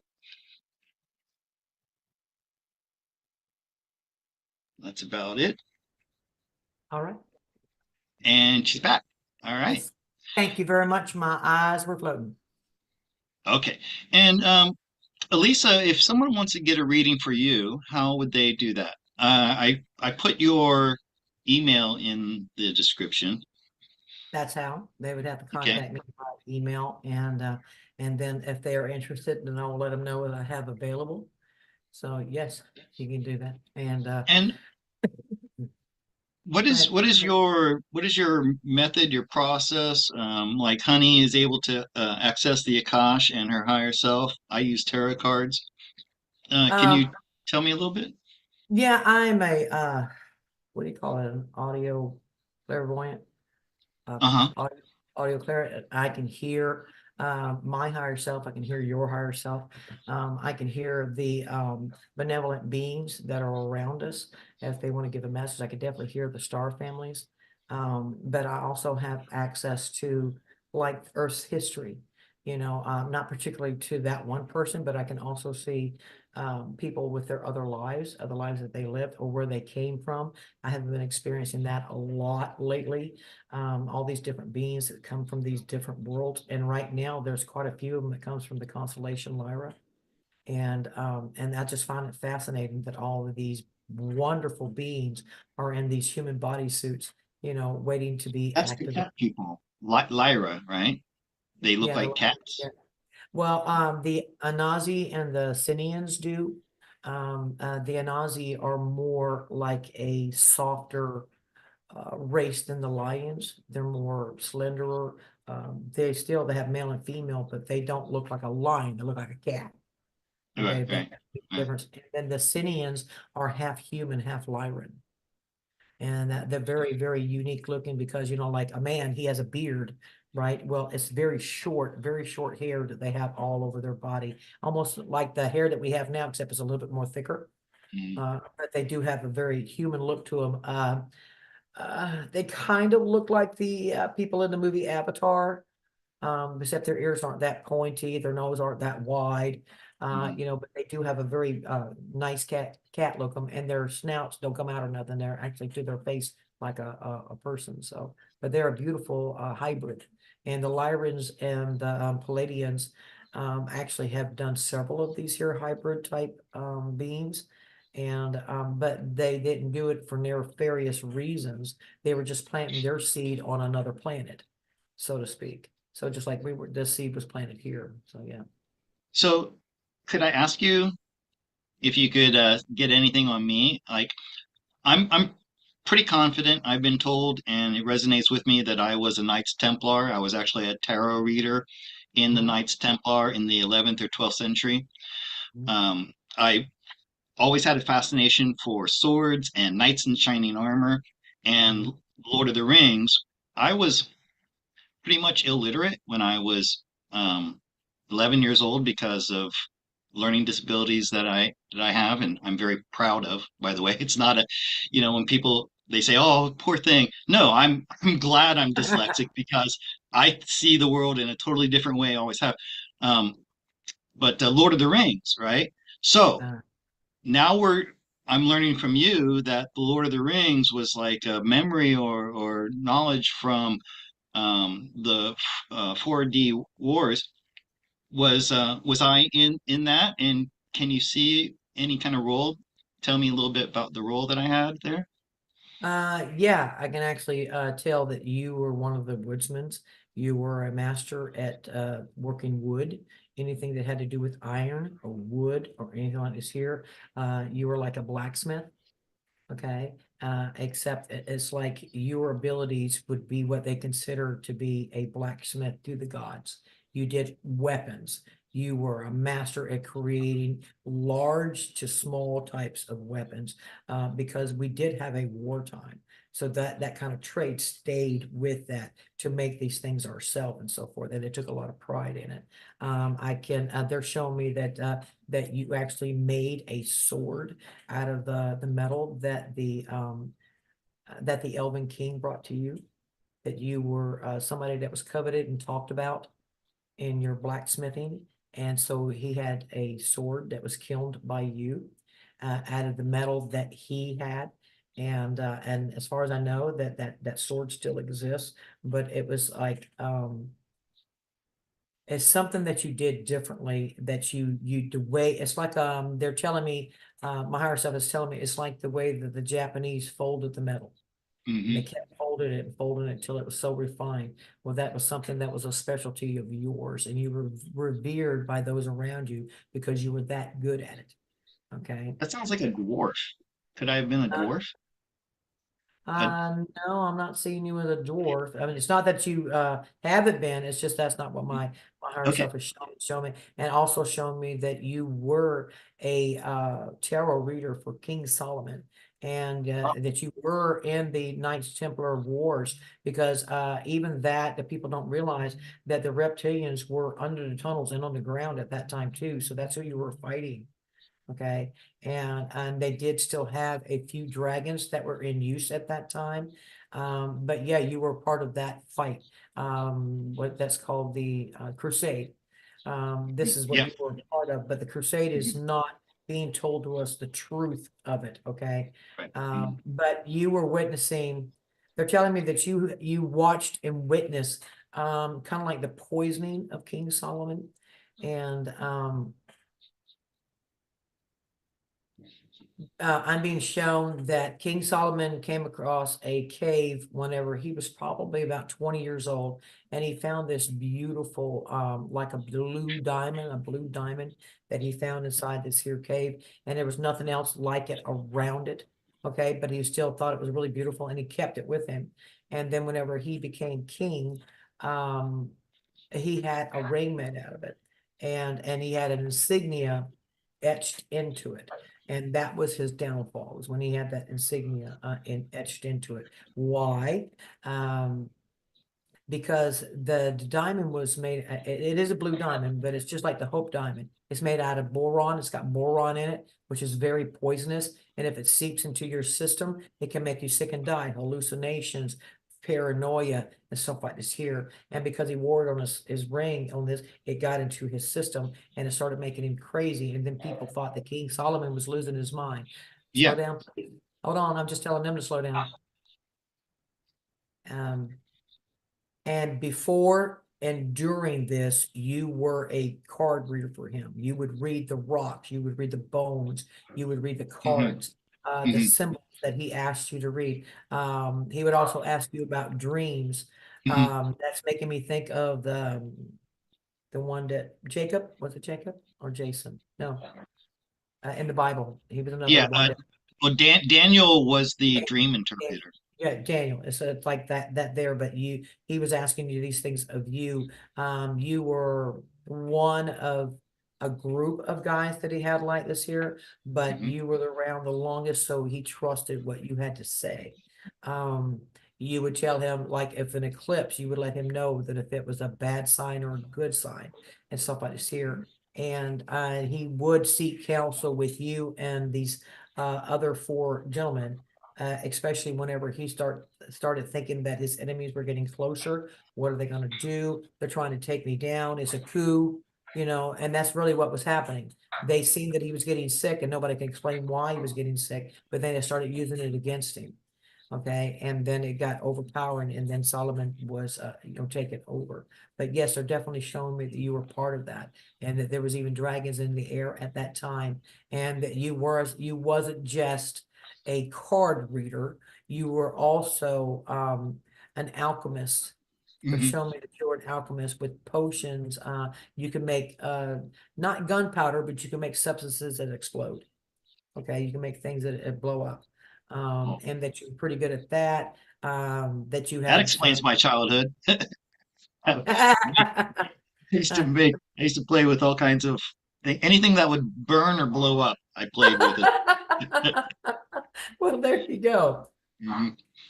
But yes, that's what my higher self is telling me. So, Well, um, that's fantastic. Thanks. And yeah, so there you go, people. If you would like to hear more about yourself, and I'm so glad I'm recording this. I am recording it, right?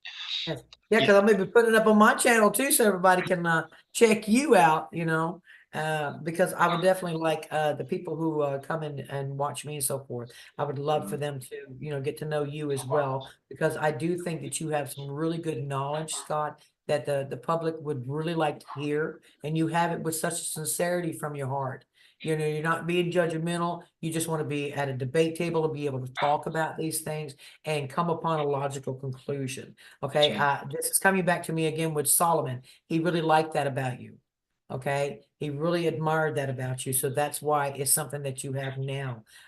Your cards, I am being told that you are going to get a catapult jump in that, and to not just trust yourself, know that those cards are you. They are your higher self is giving you the answer, but if you're talking to somebody, that higher self is helping you, and to That's trust the your way I see gut. it. So, and um, it's showing me that you already can, like if I hold this up and I say, "What is this?" and you'll tell me it's a star. And I'll turn it around to be a star. You have that ability to do that. Uh-huh. Okay. So that's something that you should practice on. Okay. Mhm. This could come very handy in the future, because you are what they call a soothsayer, a seer. Okay. And you do it with your cards and your charms, your dice or rocks or whatever is available. Okay. But you do have the ability, because you use an object to focus on to give Mhm. you that insight. It That's gives right. it more power. It gives it more That's right. power. So Yeah. that, yes, you have that ability, my brother. I think that's pretty cool. So now you got to pull a Yeah. card for me. Yeah, You- I can do that. You're gonna have to pull a card for me. So, And my dog is barking like crazy outside, but I don't think you can hear it because I have my audio filter on it, right? no, I You're not, don't hear you're it. not, No. I'll just ignore it. Sometimes she'll just start barking at something and I go out see what it is, and it's just like a shirt that was hung up on the fence or something. So, all Oh, right, just yeah. stop for a second. Wait a second. I'm being told that you're going to help tell people what their missions are too, that you can do that through your cards. Oh yeah. So, yeah. So that means that you're going to be like a life coach, so to speak. You can help them, guide them. Well, the first time I picked up a deck of tarot cards, I was about 30. I was in my early 30s. I just found it stuck away back in the closet in my sister's. I don't know why I was in my sister's closet, but I found it, and she wasn't doing anything with it. And I said, "Hey, I'm really interested in this. Mind if I take a look at it?" She's like, "Oh, go ahead." So I read the pamphlet for a while. I did some readings for myself that were just that blew me away. And then a friend of hers came over, and this is the first time I ever did a reading for somebody else. And I put the cards down. I used the old Celtic cross layout, but I ended up telling her that she had a problem with someone at work who was causing her trouble and harassing her and all this stuff. And she kind of stops and she goes, "Hey, how do you know all this?" And I'm like, I don't know. I'm just looking at the cards." She goes, "Are you following me? Are you stalking me?" And she got freaked out and she kind of, walked away and she didn't want to hear anymore. And I went, "Oh, this is real. There's real power in these." And Yes. I wanted to make it my career when I was in my early 30s, but I just wouldn't, I didn't believe in myself and I didn't think anybody would believe in me. Fast forward to 2020 and the pandemic happens and I lose my job as a teacher. Mhm. And I'd been watching Janine for a couple of years. I thought to myself, I can do this. I know I can do this. But it really helps to hear what you say, um, because I don't know when I'm reading cards. I don't know what the other person's hearing. I don't know how it relates to them. It's just stuff I'm saying. And then they go, "Oh wow, that's amazing." And then they'll come back to me weeks or months later and they say, "Hey, this thing you told me really came true." And so I need confidence in myself. So you Right. telling me that helped a lot. So I've shuffled the cards and I'm just going to do a one cut here and pull a card and see what we get. And I'm always like, oh, I don't know what it's going to be.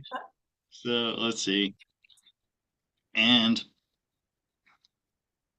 all right, Uh, so the Eight of Cups, and I'm my favorite getting number. oh, okay. Well, eight is also the number of strength. And the endless loop of going and coming. And Mhm. this was I'm getting this was depicting your entry into this 3D world to help with the war.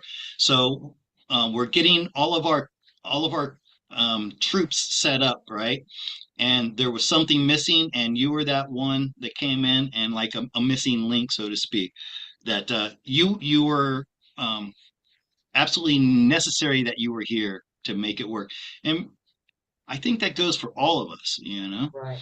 Yes. Yeah, I want to say something. You were talking about how we're all an aspect of God and we're all creating our own reality. And when you get to the point where this isn't just a cool idea that you're playing with, you really know this and you make it a part of you, then you'll find that the universe is giving you these little things that are only for you. And for me, it was when you mentioned the dragon in the video game that had the Mhm. same name as the one that you knew. Things like that. That's Yeah. something that's something that only made sense to Alisa. Anybody Mhm. else, it wouldn't have. And this is what happens to me all the time. And this is how I know that I'm living in a reality that is of my own creation. And Yeah. I'm the lead role in it, just Mhm. like Alisa is the lead role in hers, and you're the lead role in ours. Mhm. So, anyways, I just want to share As that. long as you have that loving, open heart, like even with your readings, it's you really, you love your brothers and sisters and you want to help them. God's going to help you with the answers because he understands your brother and sister is looking for an answer, you know. That's right. So as long as it's not evil or nefarious, I wouldn't be concerned with it. Anything that's fear-based is a lie. Okay, it's to take Right. you away from the love that you are. I Right. know that's hard to do in this world, but Yeah. that is very, very true. But because we got so used to negativity being around us, we just accept it instead of keeping it at a distance. But the more love that you allow yourself to be like that glass of love that fills up, the further those things get away from you. They can't come around you.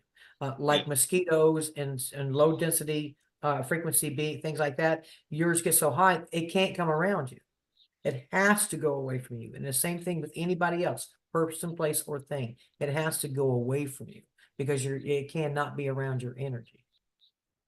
I was trying to explain this to Cherie. She's the one who was asking about the sun. Yeah, because thank you for that. the the source of her questioning about the sun, and Cherie, I love you, and this is not a judgment on you, but it comes from a place of fear. And you know, I don't I don't know about everybody else's world, but in my world, things like demonic possessions don't happen anymore. They're Right. you know, the torture of little ones for the secretions that they give. In my world, that stuff's over. We Over. have Yeah, me won the too. war. Yeah. It's just a matter of people being able to accept the new reality that we're in. There's Yeah. in And my it's little, I good live advice not to be digging up bones, okay? It's good in, advice not to be digging up bones. We've already been through it. It's already been mhm, won. It's already been succeeded, but it is part of things that happen. So whenever people start asking me questions about that, I understand that they have a curiosity about them. And because of it's being so fear-based in a shocking kind of way, of course they're going to have questions. It's just that I try to do my best to be understanding about that because they might not yeah, know, but to answer the question, but keep leading them forwards to more focused on positive stuff. Okay, I don't mind answering the questions, just like I was talking about those wars, a lot of devastation in it, and that could mhm, probably, scare the crap out of some people. But if you look at it as it's just a fascinating story, it helps you get through it a lot easier. Okay, it is part of history, but answer the questions as best that you can, Scott, when somebody asks you these questions, or even if you think that it's far-fetched or whatever, just understand that's a version of you that's asking you something, and your response makes all the difference in the world. Everybody tells the truth. I don't care if they think they got pink elephants in their backyard. That's their belief, and we right, have no right to take that away from them. right, But we got to learn how to get them to come over to the other side, so to speak, slowly but surely, and do it with love and grace, because we don't want to hurt them or shock them or lose them. And that's what a lot of people have done. They battle back and forth. No, you're wrong. No, I'm right. Whatever. Or I don't got time to listen to a crazy question like that there.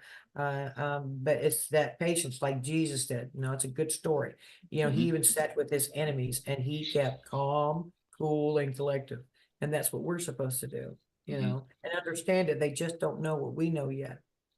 So, mhm. Okay, well, Alyssa, it's past 11 at night where you're at, so I'm guessing you're probably getting tired.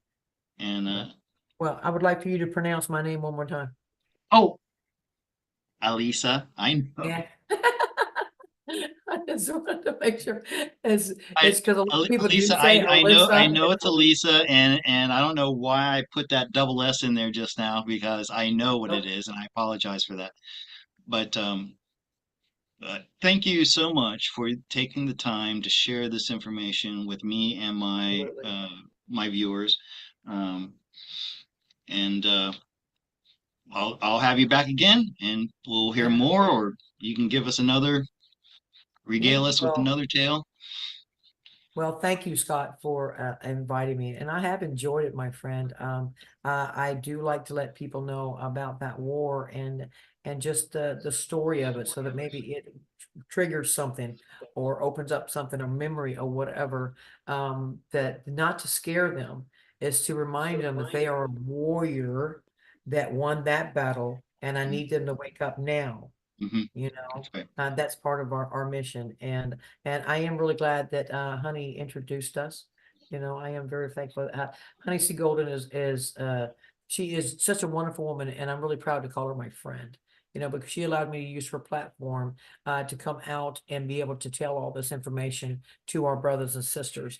And she is just loved and adored by so many, because of she has such a warm, calm presence about her, and she makes everybody feel very relaxed, very comfortable. And I think that's a wonderful aspect of her. So, Well, I resonate with her so much. The reason I needed to get to know her and have a personal relationship with her was because I would be doing readings on something like the earthquake that happened or this or that or whatever.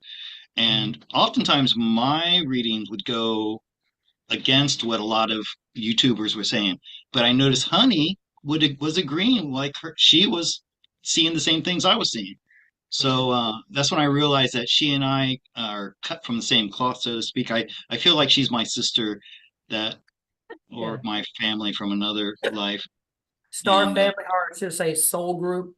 yeah, And yeah, whenever I had gotten to see Gaia from space and her what is the big lie, but the truth of what she looks like and everything, I was like, when I got back here, I tested the waters, and nobody would just really care to hear what I had to say, and that went on for a little over a year. And I said, God, please put somebody in front of me that's seen what I've seen. And lo and behold, there was Honey. yeah, right. And we've been friends ever since. So. And you have a class on her website, is that right? I No, saw I that. used to have a class Okay. on her website, but things have taken a big change for her side of the world and mine. Hmm. And now that she, she's doing things a lot differently. We Hmm. did have some friends that fell away, but that's Yeah, okay. And yeah. I know they'll be back. I So I went have. through something independently at the exact same time that she was going through that. What happened to her happened to me. I don't want to mention any names, but Right. it was, and there seemed to be this sympathetic vibration that was going on between Honey and I. Another reason why, and a lot of people tried to break Honey and I up. Like Mhm. people there, and people were drawing line, and I will not participate in any divisiveness like that at Right. all. When I Exactly. see it coming from somebody, then that's it. You're not in Yeah, my it sphere was of totally reality. different whenever I came back and contacted her about putting out this information. That's whenever I had found out that things had changed drastically. But Hmm. I know that it's okay, and I love all of those individuals very much from the depths of my heart. And I know that that I will see them again, and they will come back. I do sometimes think, maybe I should have been there when all of that was happening, but God told me to get out prior to. I didn't know that Right, was going to happen. He just wanted to get out right. to go to humanitarian project. But everybody seems to have bounced back well, Hmm. and has recovered from that. And I am really, really Yeah. glad. And I have told Honey on several occasions since I've met her that every now and then the boat gets rocked, fleas fall off, and then they'll jump on another boat, Hmm. Hmm. and they've got new ones coming on. And this happens with everybody. It's like, Right, a certain truther, I don't resonate with that truther no more. That's because you got right, the information you needed. Now move on, you right. know. And but don't look at it as an people are falling away for the wrong reasons. It's all about that resonancy. You're looking for answers, and you're going to find different people and individuals that's going to resonate with you to give you the answers that you need. Now, the only one that I guess I shouldn't do this, but I can't help myself. The only one that I would be a little cautious of would be Ishmael Perez. And I can't deal with them man boobs. I don't know what the fuck. I can't deal with that. I mean, he is definitely to me, he is a psyop. But I'm not saying he's bad. I'm just saying I don't resonate with him because he told a lot of truths in the beginning to lure you in. And then once he got you there, he started giving you a lot of misinformation. Okay, but I understand he's playing his role to help, cause people to jump on or jump off, and it serves its purpose. Okay, because if you choose to believe that, then that's okay. Go that way, have fun, take pictures. But it also is to help people to wake up and realize the different things that they resonate with. And sometimes we follow blindly because we want to believe so wholeheartedly. But whenever they start telling you misinformation, you feel that. Hmm. An Yeah. average person can feel that something's not right. And that's whenever you should realize to just start backing off. But don't dislike this gentleman. Right. Okay. It's just that he's playing a role that serves a purpose to help us weed out all the others. That's Okay. right. Whether we like it or not, he's serving a purpose. By So the way, I agree with you, and you said his name once. That's enough. I'm not going to repeat it, but that's right. I got the same exact thing from him, and I also found it fascinating that he's a very handsome, very well built man, and all of a Uh, sudden, all these women That's were right. He's eye candy. He's eye candy. yeah, And as I told these yeah, ladies, let me tell you something. Candy is dandy, but sex will rot your teeth. But that'll rot your brain. yeah. So, because they are so wrapped up in his adornedness, You know, I don't care. I don't like those man boobs. I'm sorry. And His then when boobs I are bigger than mine. I don't want to talk to him. So, and then uh, when I heard Alex Collier oh, talk I about love it, Alex. I do. I love Alex. yeah, you two must have been together in those other wars and those other. I would really love to sit down and talk with him, and meet him because he's been doing this a lot longer than I have. Well, the you two together would Oh, I be would love it. I would really, really would love to be able to talk to him so and look. just, just change stories back and forth, Mhm, because he has a lot of knowledge and a lot of patience. He's been doing this a lot longer and he knows how hard it is that it's been to wake up our brothers and sisters. I mhm, see sometimes he still gets a little aggravated, but he keeps mhm. pushing forwards. I am so proud of my brother, but I really, really think that me and him would hit it off really well, because he What do seems you like he's on the earth. what do you think about David Icke? I think David Icke is very interesting. He is fascinating on different aspects because he's like been in the room with all that stuff, and then he came out to let us know about this here, and he has been attacked so many different times because of him trying to get out there and tell the truth as well. And they have done some things to him, but thank goodness that he has some good guardian angels that has gotten him to this point. He is not chipped. He's not a psyop. He's not a Amazing, clone. He is the just real amazing. deal. Okay. He has a lot of, it might get aggravating to some people to listen to him, but that man has some good knowledge. If you Mhm. just have the patience to listen to him, he drops some what I call shock bombs.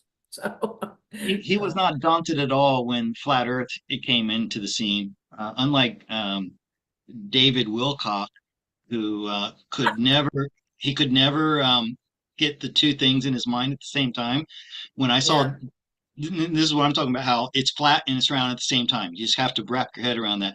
David Icke Right. didn't have a problem with it. I had so much respect for him when I saw that. And real quick about David Icke, I remember this. I was maybe 12 or 13 years old, and I was watching either That's Incredible or another one of those TV programs like that at the time. And they had David Icke on. He was wearing that tracksuit and he was talking about reptilians and aliens, and all of us in the family are pointing and laughing. This guy's crazy. 20 years or whatever, however long later, Yeah. when I know all this stuff exists now, and like he comes back into my radar, I'm like, holy shit, David was right about this stuff. And he was talking about like what they were doing with little people, young people and stuff like that, way Mhm. back before anybody was Yeah. talking about it. So Mhm. how great is it that he's vindicated now? And like you said, he's stuck with it. You know, how long's it been? 35, 40 years, Yeah, with David since Icke, he. yeah, it's been about 40 years, and Mhm. with Alex, he's been doing this, I think he said for about 30 years now. So I remember from the moment like the first time I got YouTube, he was one of the first things that I ever found. So, and but that it was would be back my honor in to meet 2008. Alex, yeah. I wouldn't mind meeting Dr. Sala, because I think that he is a really smart man. I like the way he approaches it with a investigative attitude, but he is open-minded. He's kind of like the professor that is researching this stuff to prove it's true. He came from non-believer to where he's at now, but he did it as in a scientific kind of way, a doctor kind of way, and that's been very helpful. I do think that he's a little mundane sometimes, a little slow. In other words, his presentation, but that's his Mhm. age, I'm sure. And I want to shave his caterpillar eyebrows, but that's okay. So he's got those caterpillar eyebrows, but I do think that he's a fascinating gentleman as Is well. So, is he behind exopolitics? Is yes, that exopolitics. Yes, okay? yeah, Oh, yeah, I actually remembered that. yeah. Um, all right. Well, my legs are getting a little sore from sitting here. Yeah, mine is too. So, but Yeah. again, Scott, thank you very much, my friend. I have enjoyed this. And if you Well, want we're to going to do do this it, again. and Okay. yes, absolutely. And So, maybe it'd be fun to have Honey on at the same time. Get three of us yeah. together. Yeah, that would be very cool. That way we could bounce off of each other. That'd be wonderful. I got another show coming up next week with a gentleman out of Washington State, and that's all about UFOs. So, and I was Okay, telling him great. that I was going to talk to you tonight. I said, well, I'm talking to my friend Scott Sunday night about dragons, and then I'm turning around and talking about UFOs. So I'm going from one extreme to the other. So that's going to be an interesting conversation too. So Well, real quick, do you mind if I keep you just for another minute since you mentioned that's all this? right.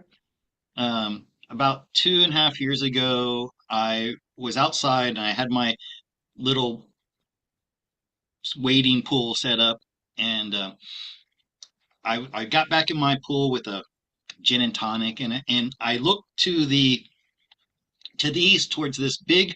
It's like kind of like a pyramid in Buddhist they have these chetis. They're called chetis or Mhm. stupas, and Yes, this it one is. is the biggest and one of the oldest in all of Asia.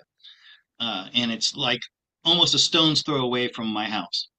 And so I'm looking Wow. in that direction, and it was a cloudy, very cloudy day, and so there were no real features. And then I noticed right over what would have been the Chetty was a shape of a triangle embedded in the clouds. And Wow. immediately I thought to myself, that's not natural because it was a perfect equal sided triangle. And I said, Wow. hey, and so I started because I know that we can have telepathic communication with them. I said, hey, is that you guys up there? Is that my star family? And if so, can you show me a little bit about yourself? Prove, confirm it for me. And just Right. as I had made that thought, the peak of the triangle, the clouds cleared away, and I was able to see a slate gray, metallic like surface.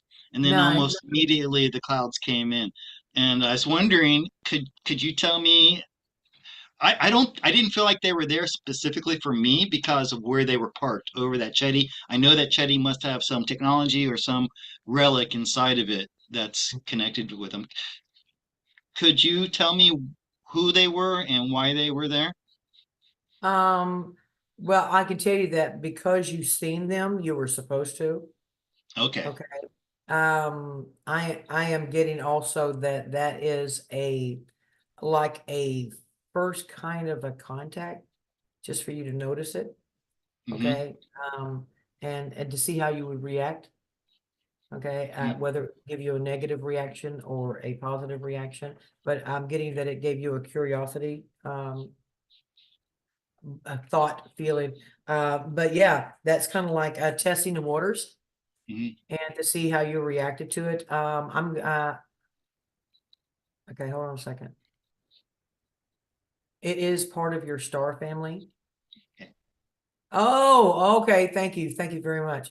You're actually a Tartarian, and Oh, uh, and because you've been here through this cycle on certain things, but then there was a time where you got shot out, you escaped from the reincarnation, right. and That's because you've I experienced knew this, is that by why the you way. got brought back in. But yeah, wow, that's pretty interesting. So, do you have any questions about that? No, Um, well, like I said, I had to I had that question in the back of my mind, and I wanted to bring it up, and you reminded me of it when you mentioned the UFOs.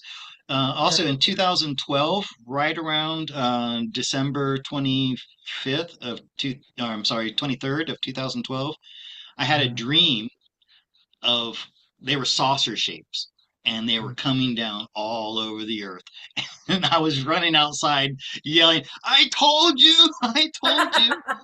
So yeah, I told I'm you so. waiting I for that. told you so. And now that I Yeah. know that they're on the outside the ice wall or Uh, the Antarctic ring, and they're waiting to come in, I'm waiting for that day. well, I'm definitely being told that you are a Tartarian. You're from that lineage. Over in Tartaria, they don't have last names like we do. Hmm. It would be like Scott from the house of Waldorf, you Right, know, right. meaning that your great grandfather, the first one who started that house, would be the name that you carry with it. Hmm. Okay. Just it would be like, Alisa of South Carolina kind of ordeal Right, or right, something like that there, but there's not really no last name. But they're right. telling me that you are a Tartarian. That was what you were before you carnated here. And Okay. again, you were again they're showing me that you dealt in the sorceries of alchemy. that you're really good about putting things together. Um, and that you continue to be a soothsayer, a fortune teller kind of ordeal, even in the advancement of Tartaria. So, and that's a gift that even people find it, they still seek it even there. Yeah. Because there's still those of us who do. We just do. We seek that kind of stuff. And that's why that you were chosen here, is because you can be like a life coach. You can see things, you can answer their questions, you can give them direction. And my higher self is saying, trust yourself.